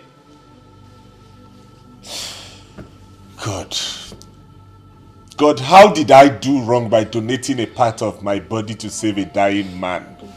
How? First it was my father. Now this.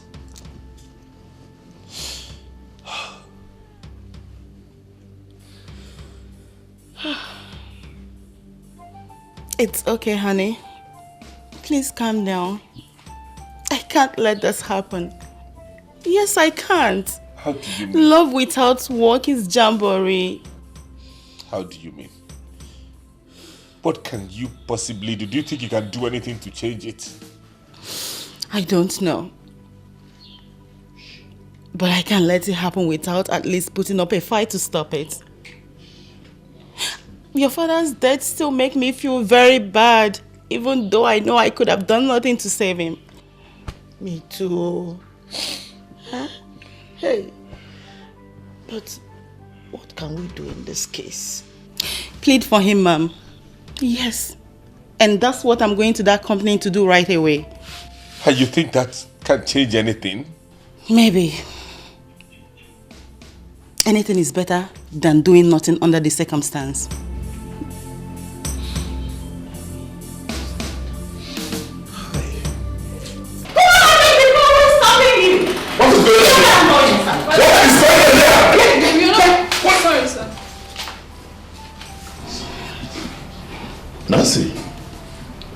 Nancy Bernard, Faculty of Economics, University of Calabar. Is you for real? Terija? Yes. What are you doing Thank here? you, Jesus! Thank you! What are you doing here? When did you return to the country? Last month. Yes, my father's company precisely. Chief Ibibajak, the founder and the managing director of this company, is my father. So tell me, what are you doing here? Thank you, Jesus. Thank you. Don't worry. I'm about to go for lunch. Why don't you join me so we can discuss whatever they brought you here over the lunch? That's fine. Right. Yes, that's fine. That's fine. That's fine. Take care of my office. Make sure you lock my office, okay? Let's go. Thank you. Let's go. Thank you.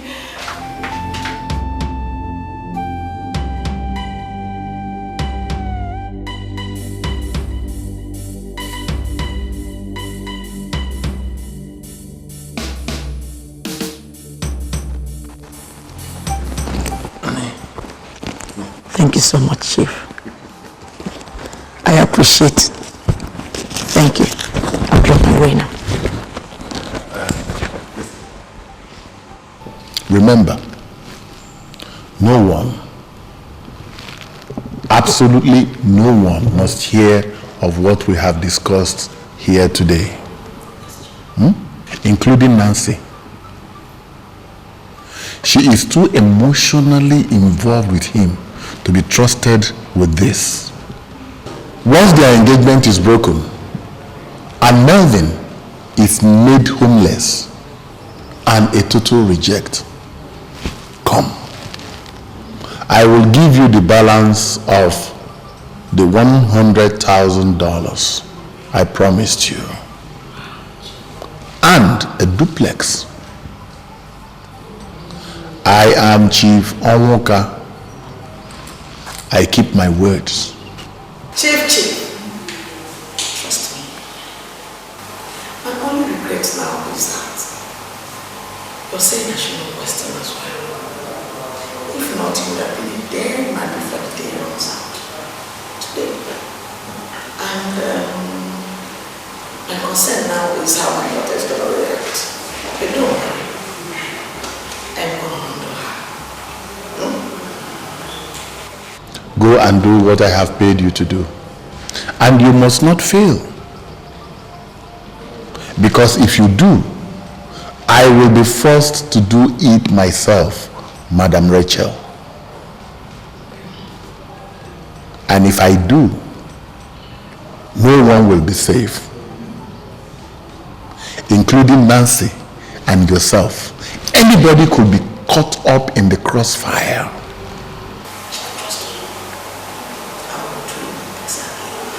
Now go and do what you have promised to do, not stand here talking and making promises that I'm not sure you can fulfill. How did it go? I mean, did you succeed? They threw me out like a refused bin. Good God, no. Who did that? Now that's one thing I will not take from anybody, no matter my condition. Who did that and who ordered it? No one fights with empty stomach and expects to win Melvin. Honey, listen, fight is not always physical. You're my fiancé, my love, and it's my duty to defend your dignity at all times. Defend me first from the indignity of hunger and lack. Please do that and I'll be okay. Why are you talking like this? You know I am doing my best to make sure And your best so far has been miserably inadequate. Isn't that what you wanted to say? Please spare me the psychological touch of hearing it again from you. Excuse me.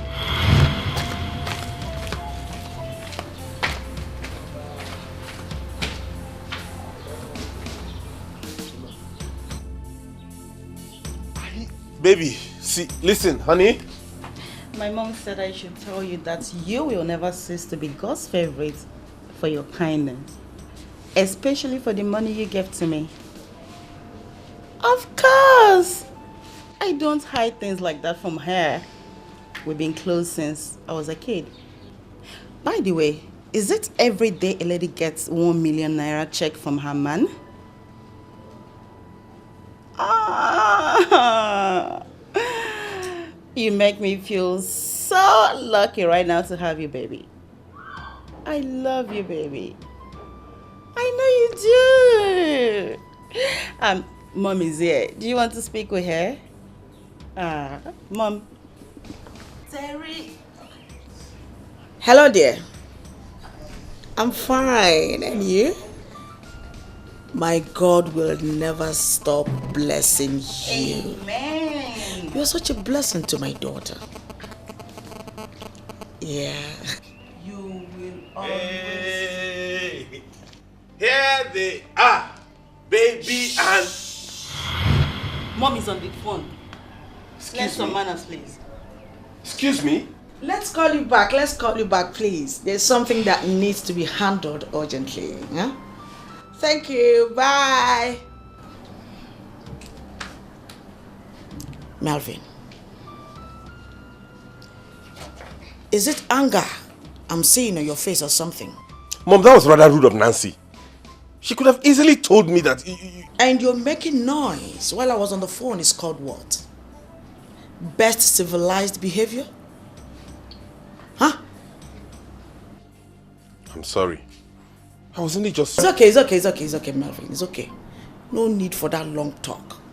Apology accepted. Thank you for that, Mom. Misfortune or whatever it is fast reducing him to a pissy, noisy guy day by day. If only he knows how that disgusts me. I'm sorry, I don't know what must have upset both of you today. But whatever it is, I plead with you to put it aside and celebrate with me.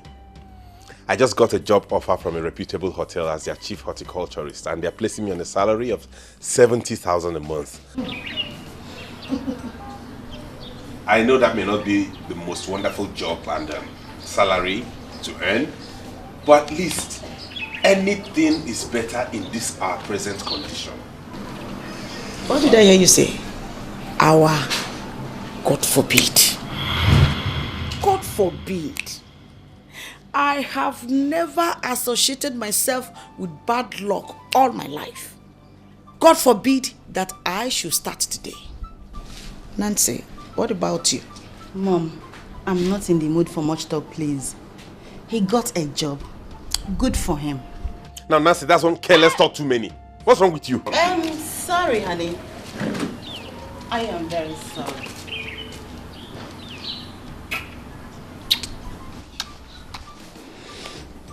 Congratulations. Do you want something more?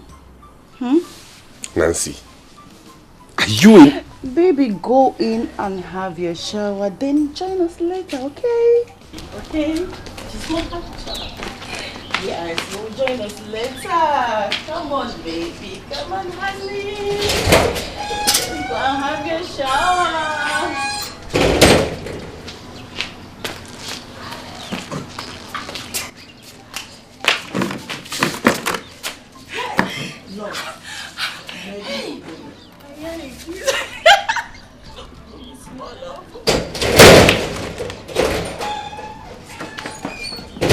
Nancy,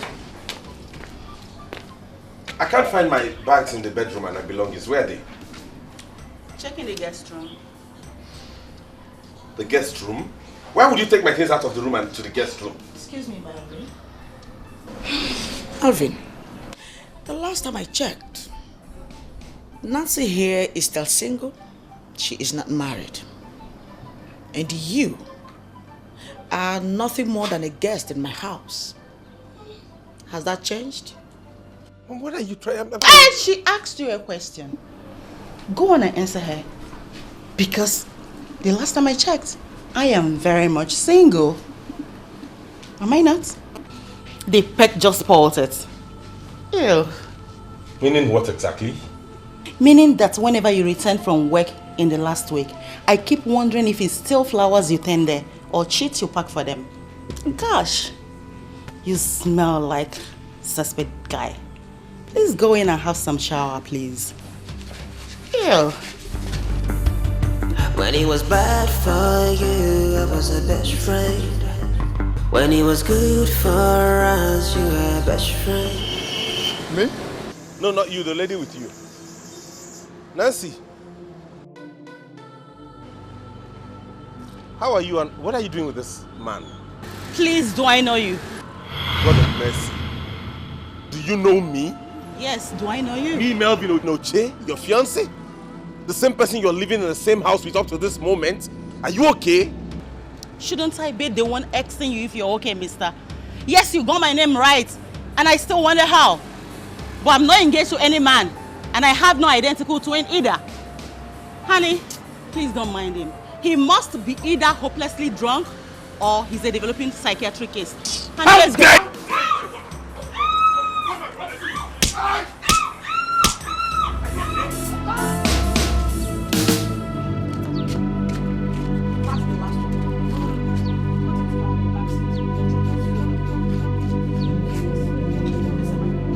You're good to go.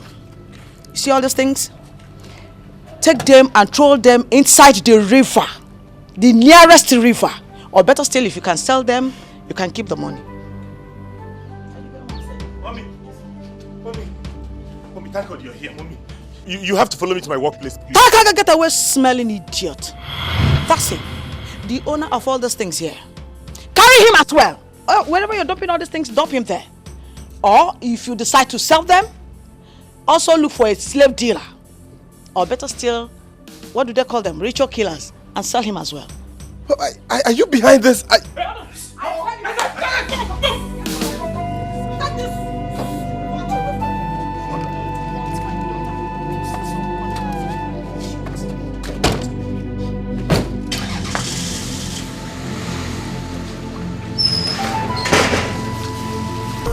It was a mission impossible, but love made it possible. Cause I love you, I love you.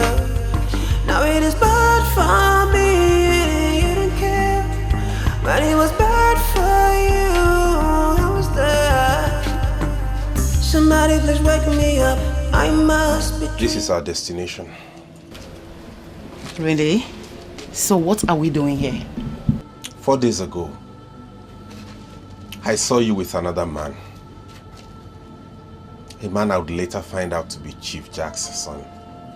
What? You went asking after Terry? Mom, can you imagine that? Melvin, or whatever you call yourself. Do I need to remind you that any attempt by you to harm his relationship with Nancy, more than you have already done, will see you dead without a trace? If that were my intention, Nancy would have been his worst enemy by now. Really? I only wanted... Melvin, this place smells like an open mass grave. Say what she brought us here for. Let's leave before one gets infected with some strange disease. You feel horrible around here. Irritated, right? That's exactly the reason I insisted you both followed me to this place.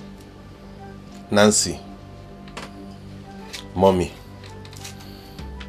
4 days after you remorselessly had me sacked from my workplace without pay and equally threw me out of the house, you called me to a secret place to meet with you. I came there, thinking you wanted to apologize and make amends, only to be asked by both of you to name my price so you would pay me to disappear and leave you for Terry. I insisted that both of you followed me here before I respond to that.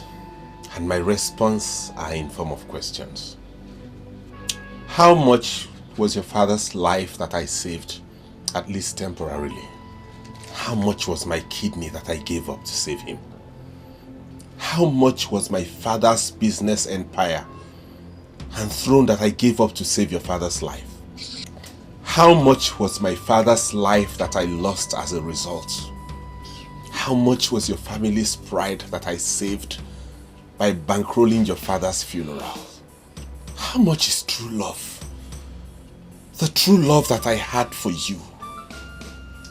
How much is all the other sacrifices that I made for you and your mother recently?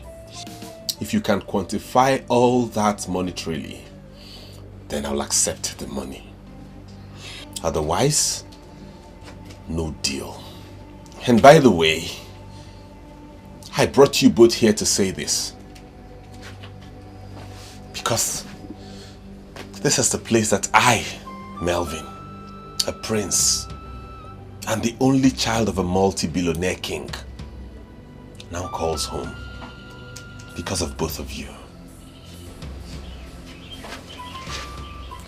Say, put yourself together, please.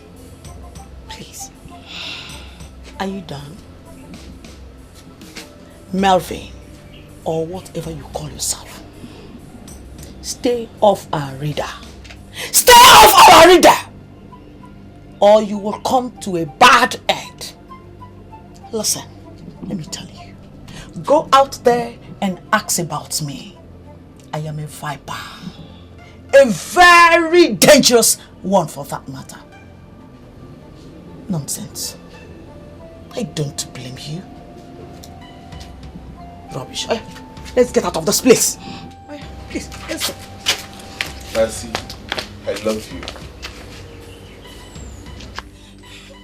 Nancy! I'm sorry, Melvin.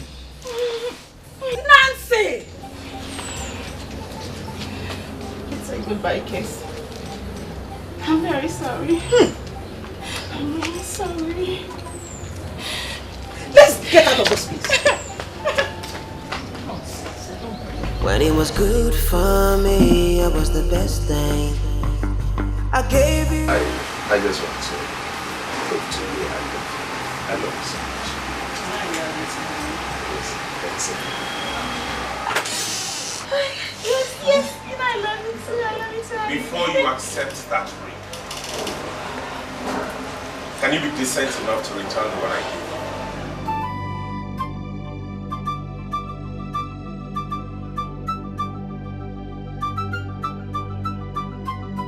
Mom, I almost fainted when a man appeared as from nowhere and claimed he was a psychiatrist, that Melvin was once his patient.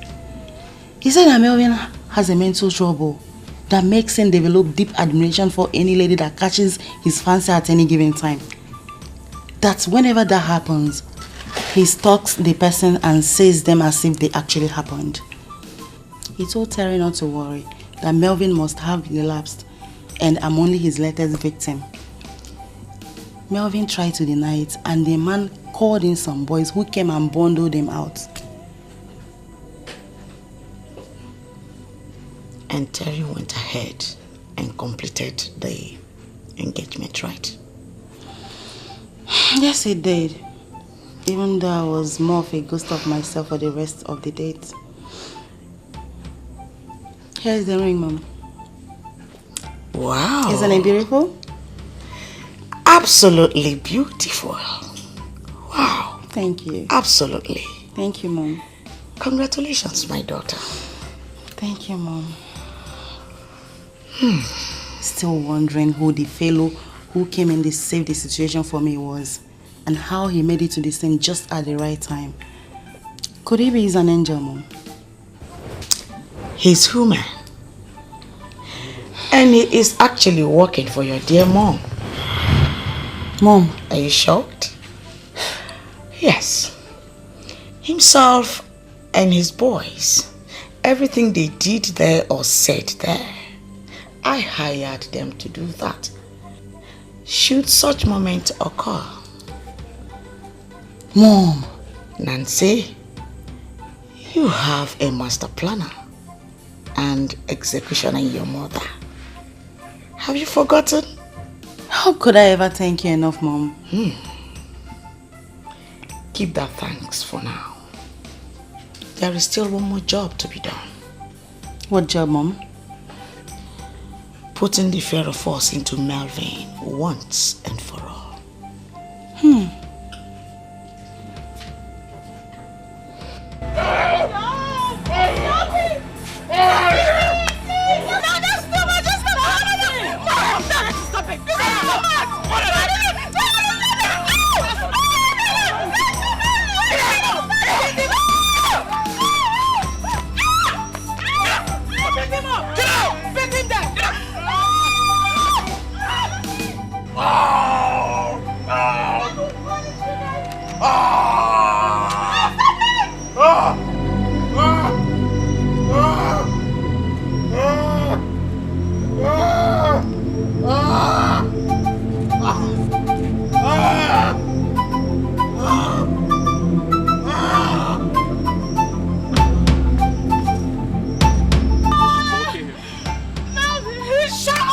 Nancy! No. I'm only trying to put the fear of my daughter in him, and I believe I have achieved my end. I don't want his miserable blood to be in my hands. Now, listen, see your job. You see this idiot? Your job now is to watch him 247. If he tries to go to the police after regaining consciousness. Yes, my shoe is going to be Loboti. No, just hold on, just hold on. You see that shoe? Those shoes you want to buy for yourself. That is exactly what I want. I can match it, Nancy. Write it there now. Mom, how are you possibly going to wear Nancy? I can match it. I'm going to match it. Mom, can you possibly wear 8 inches heels? I can wear it. The one with wedge. I can wear it, Nancy. Those people, they have money. Please write it down there for me. Mom, write it with the purse. Please. Mom, you know what? I'm going to write it. But if at the end of the day you don't wear those heels, I will have you wrong. You see me wearing no them. problem. I'm doing it. Yes, just do it. Yeah, Mom. My wedding is so going to be a big society wedding that will shake the whole city. That is it, my daughter. And that is why I want to look gorgeous. It's okay, but... Oh my God, yeah. I totally right now 10 points. Mommy, I've come to beg for your forgiveness in any way I've wronged you. If there's anything I've done to you, just forgive me and help me. I'm just coming from the hospital, where the doctor told me I have 2 broken ribs and internal bleeding. I need you to assist me. I don't have any money on me. I don't have any finance. I don't want to die. I beg you, please. You don't want to die. You don't want to die. And you are in my compound. Melvin! You don't want to die. And you set your miserable feet in my compound again. That's because I don't know where else to go. I don't know who else to run to for assistance. And this injury was inflicted on me by the boys you sent. Melvin, please, you're distracting us. As you can see, we're drafting my wedding budget here. So the last thing we so need is a walking dead to walk in here and spoil our moods. Can you imagine? You can call me a walking dead or even death itself. I don't mind. I don't even care who you're getting married to anymore. All I ask is assistance. Please, for old time's sake, just help me live again. Save my life and I swear you will never see me anywhere around you again. Remember, I once saved the life of the one you loved. Please save my life. Okay. Okay, Melvin. We will help you. Thank you, ma. Mom, my dear, let's take him to the hospital. God bless you. Mom, we have a serious business in our hands, so don't worry, my dear. Let's help him for old time's sake. Thank you. Mom, remember he's Melvin now. Let's get out there and get a taxi for him, and take him to the hospital. Thank you. Oh, darling. God bless you. Thank you, darling. Thank you. Oh, let's take you to the hospital. I'm sorry. Thank you. Say you want to go to the hospital. Yes, ma'am. Oh! Ah! Get out! Hey! Mom, you're jelly!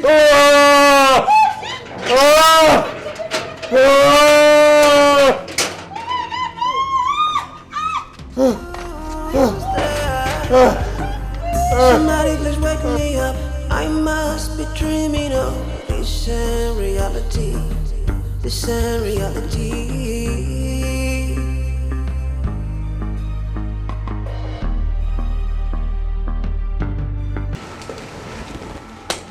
So, how are you doing? I hope she's still cooperating fully with you. Yes, Chief. After what I did to her the last time, she tried to be stubborn with me. I don't think she's ever in doubt what I'm capable of. She seems to love life too much too. Don't even think of that. Not only that I love life, I can't give you the pleasure of outliving me. I shall outlive you the day you killed my father before me. I caused you in my nakedness. In case you have forgotten, I said whatever thing you did it for, you will never get. If you see it, you will never get it. That was what I said to you that night in my anguish, and it must come to pass. In fact, I can feel it now that your disgrace is very, very near. Very near! Idiot. And that is for your stupidity. Moto. Sir. I am going to the airport to pick my daughter. Her plane will touch down in about half an hour. Make sure that these bastards eat once a day for 2 weeks for uttering this nonsense. Yes, sir.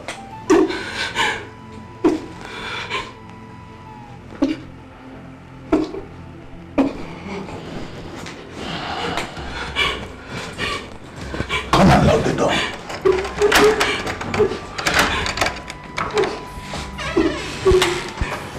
Now which kind life it is so?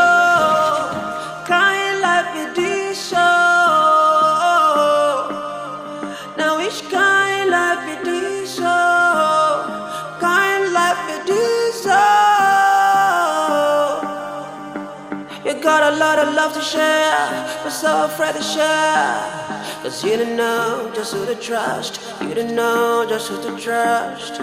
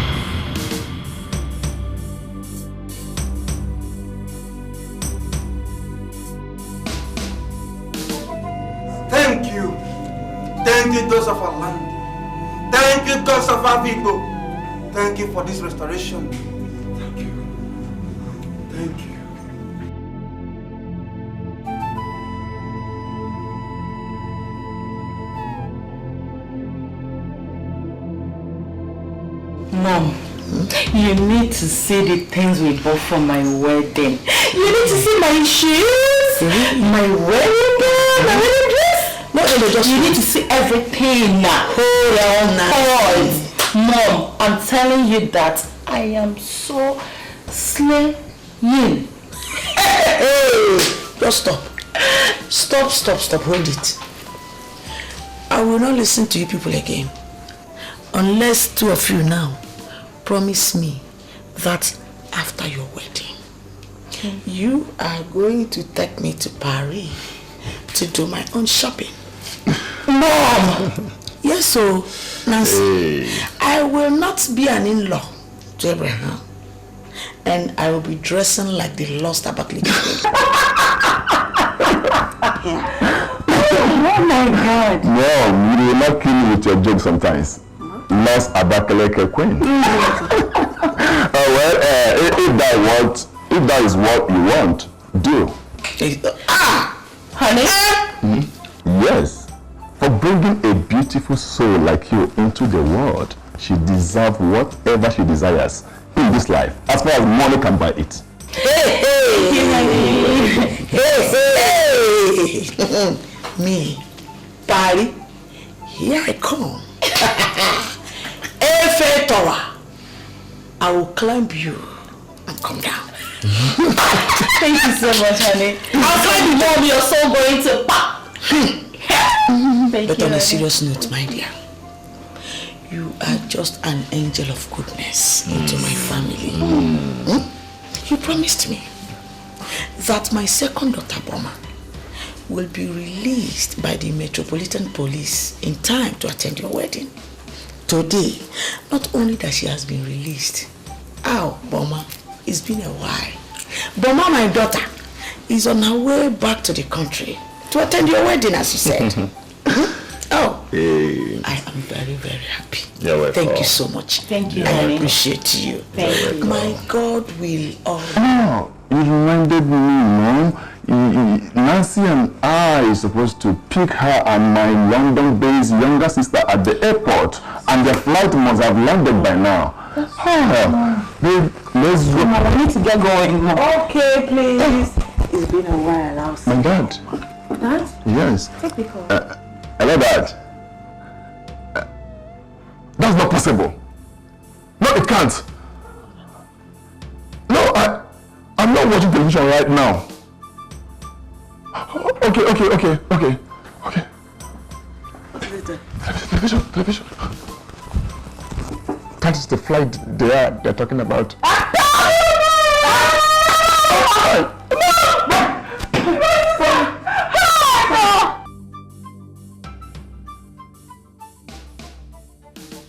For goodness sake, what is going on, Dr. Auntie? We are here sent by our grieving parents to identify and collect the charred remains of our siblings who died in the air crash of 3 days ago. Your lab guys took DNA samples from us yesterday, and you called us this morning to say the results are out and requested that we come and see you in your office. Doctor, more than 5 minutes we entered your office. All you have done is to stay at us, saying nothing. Doctor, what is going on? I'm sorry, I really do not know how and where to start, but I'll start anyway. First, are you both siblings, born of same parents? What kind of question is that? We told you yesterday we are intending couples. Yes, Doctor. We are wedding in a few days' time. And the victims we're here for are his sister and mine, who were returning for the wedding. You see, that is really what confuses me here. You see, your DNA and his matched that of one of the victims, even though your DNA matched with that of the other victim whom you took as your own sister. Doctor, what are you talking about? Please, can you explain to us more? The only medical explanation to this is that both of you are blood relation, siblings precisely. Devil is a liar. That's a lie from the pits of hell. Who paid you to say these evil things to us, Dr. Annie? Who paid you? Paid me? Yes. What are you talking about? And doctor, I demand fresh DNA test now. Yes. For both of us. And you better do it right away.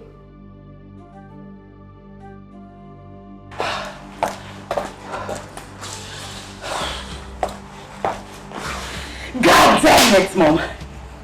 This is one moment and one issue, I will not accept anybody playing down to me. Talk to me, Mom. Who is my father?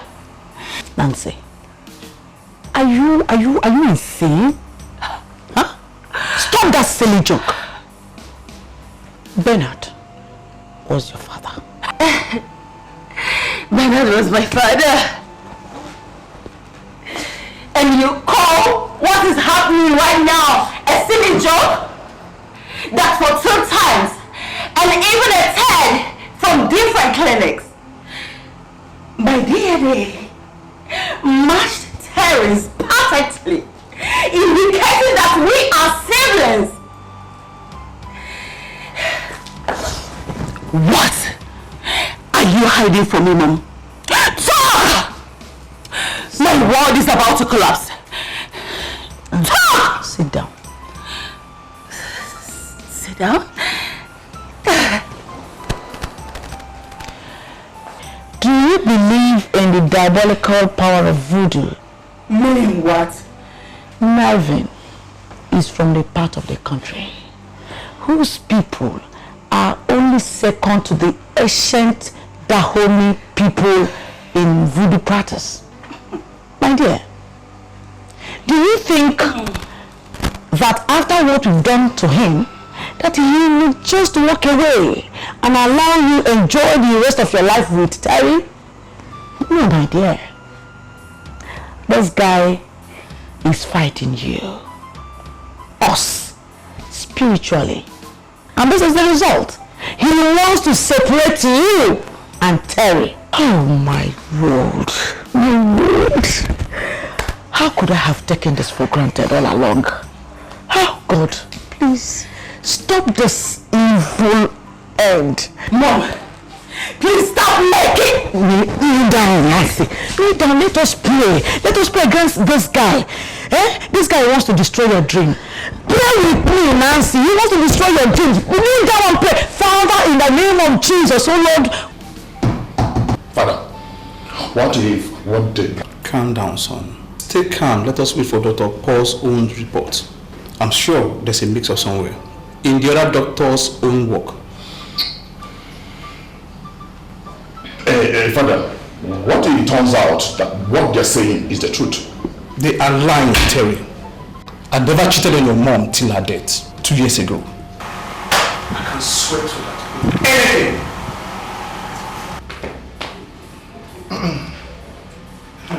Yes, Dr. Paul, it was a lie, right? They had things mixed up, isn't it? Chief, I'm afraid that was not the case. Doctor, are you saying that as both of you instructed me, I collected the sample Dr. Andy and the others took from you and Nancy and subjected them to a higher and a more reliable DNA test. The result returned a perfect match. I'm afraid, Chief, both of them are your children. How? I never met Nancy's mother until Terry met her recently. How could I be the father of a girl I never met her mother? You know what, Father? Enough of all you charade. You and Nancy's mother are going to tell me the truth today, or all this whole thing will end in blood bath. Where move? Move! Don't, please. Please, calm down, calm down. Don't talk to me. Shut up. I said shut up and speak. Dad, I said speak. You guys think I'm joking here? You guys think I'm joking? I said speak. No, please, please. I'll start with you. I will start with you. No. I will start with you.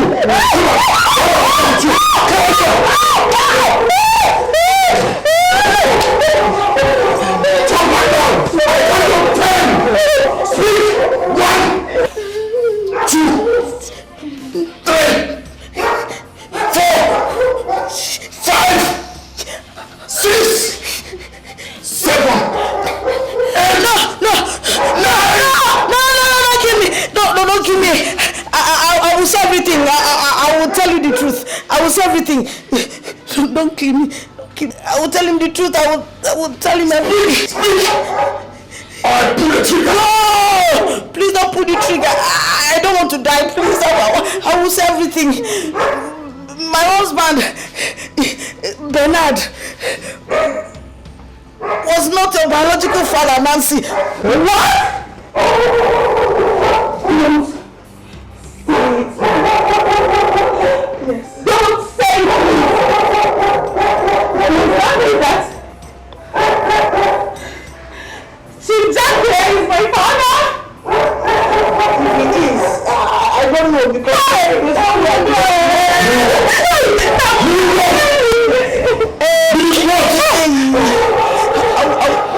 I will say, after I lost my first pregnancy in the 5th month, I found out from a doctor during a fertility test I organized that my husband was impotent.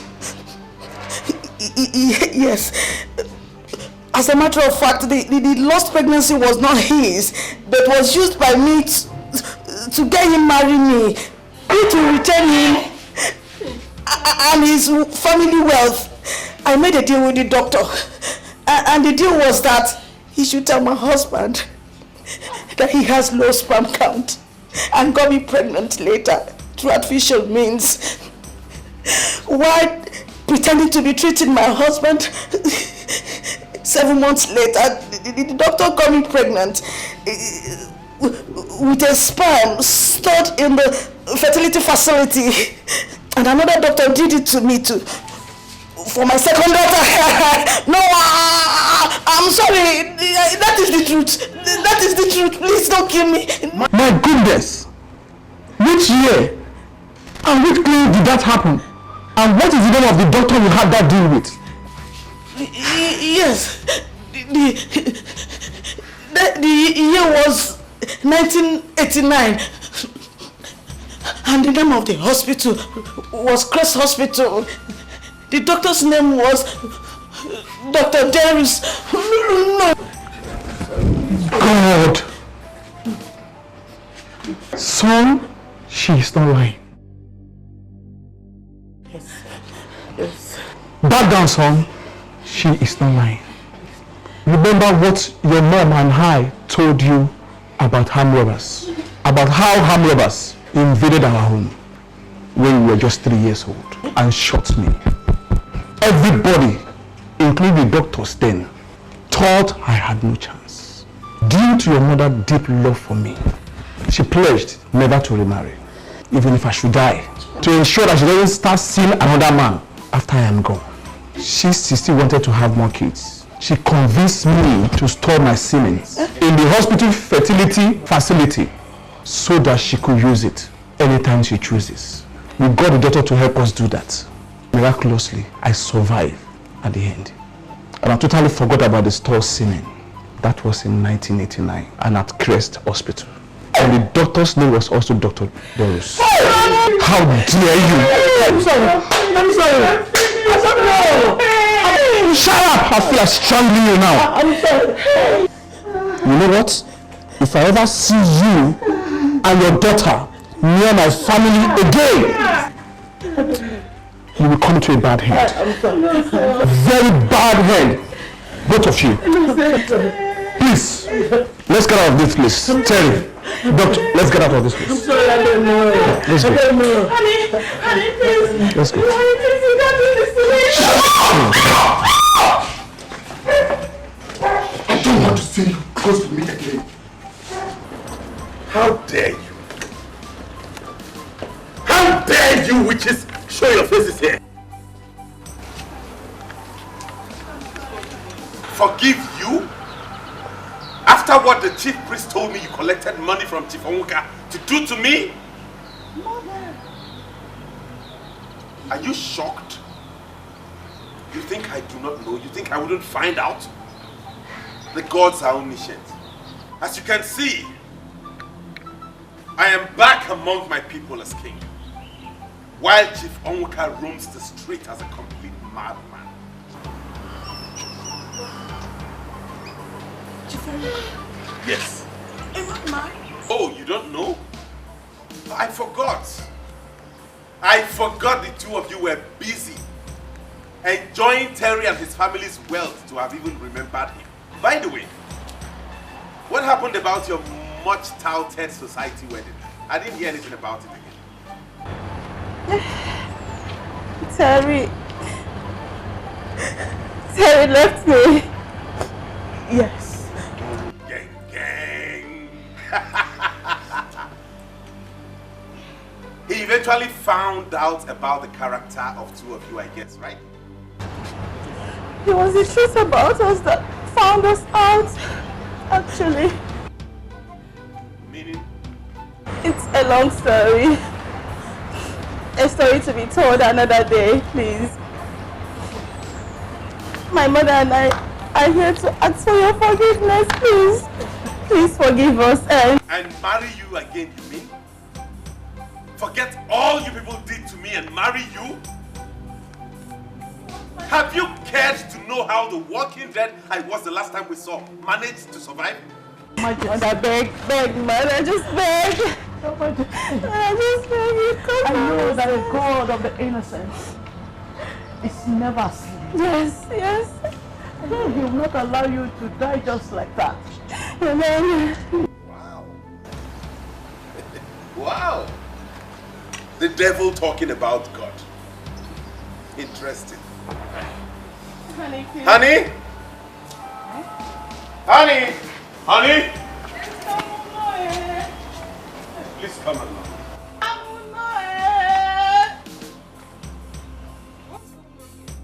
Mother, you have killed me.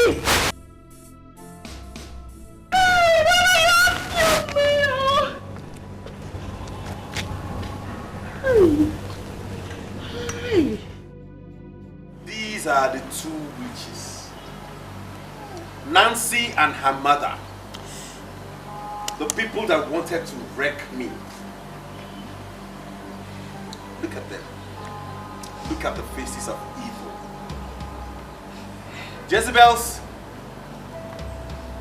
meet my queen. Honey, please, you have to forgive me. Now let me talk to you the way you will understand. It will do you some good, both of you I mean, to get up and leave this palace this minute. Hi. Before I unleash the security on you. Honey, please. Get! Honey, Slow please, this you have out to of here. forgive me. Hey, take it easy now. Take it easy. Madam? Honey, it's me, oh. Come. Take it easy now. What's the problem? Move. Who wants me to carry you? Move. Honey, excuse me.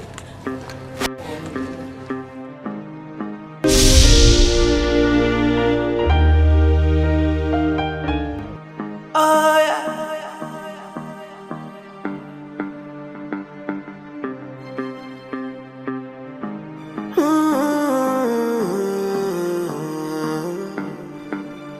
When it was bad for you, I was the best friend. When it was good for me, I was the best thing. I gave you my everything. I gave you the rest of me, 'cause I love you.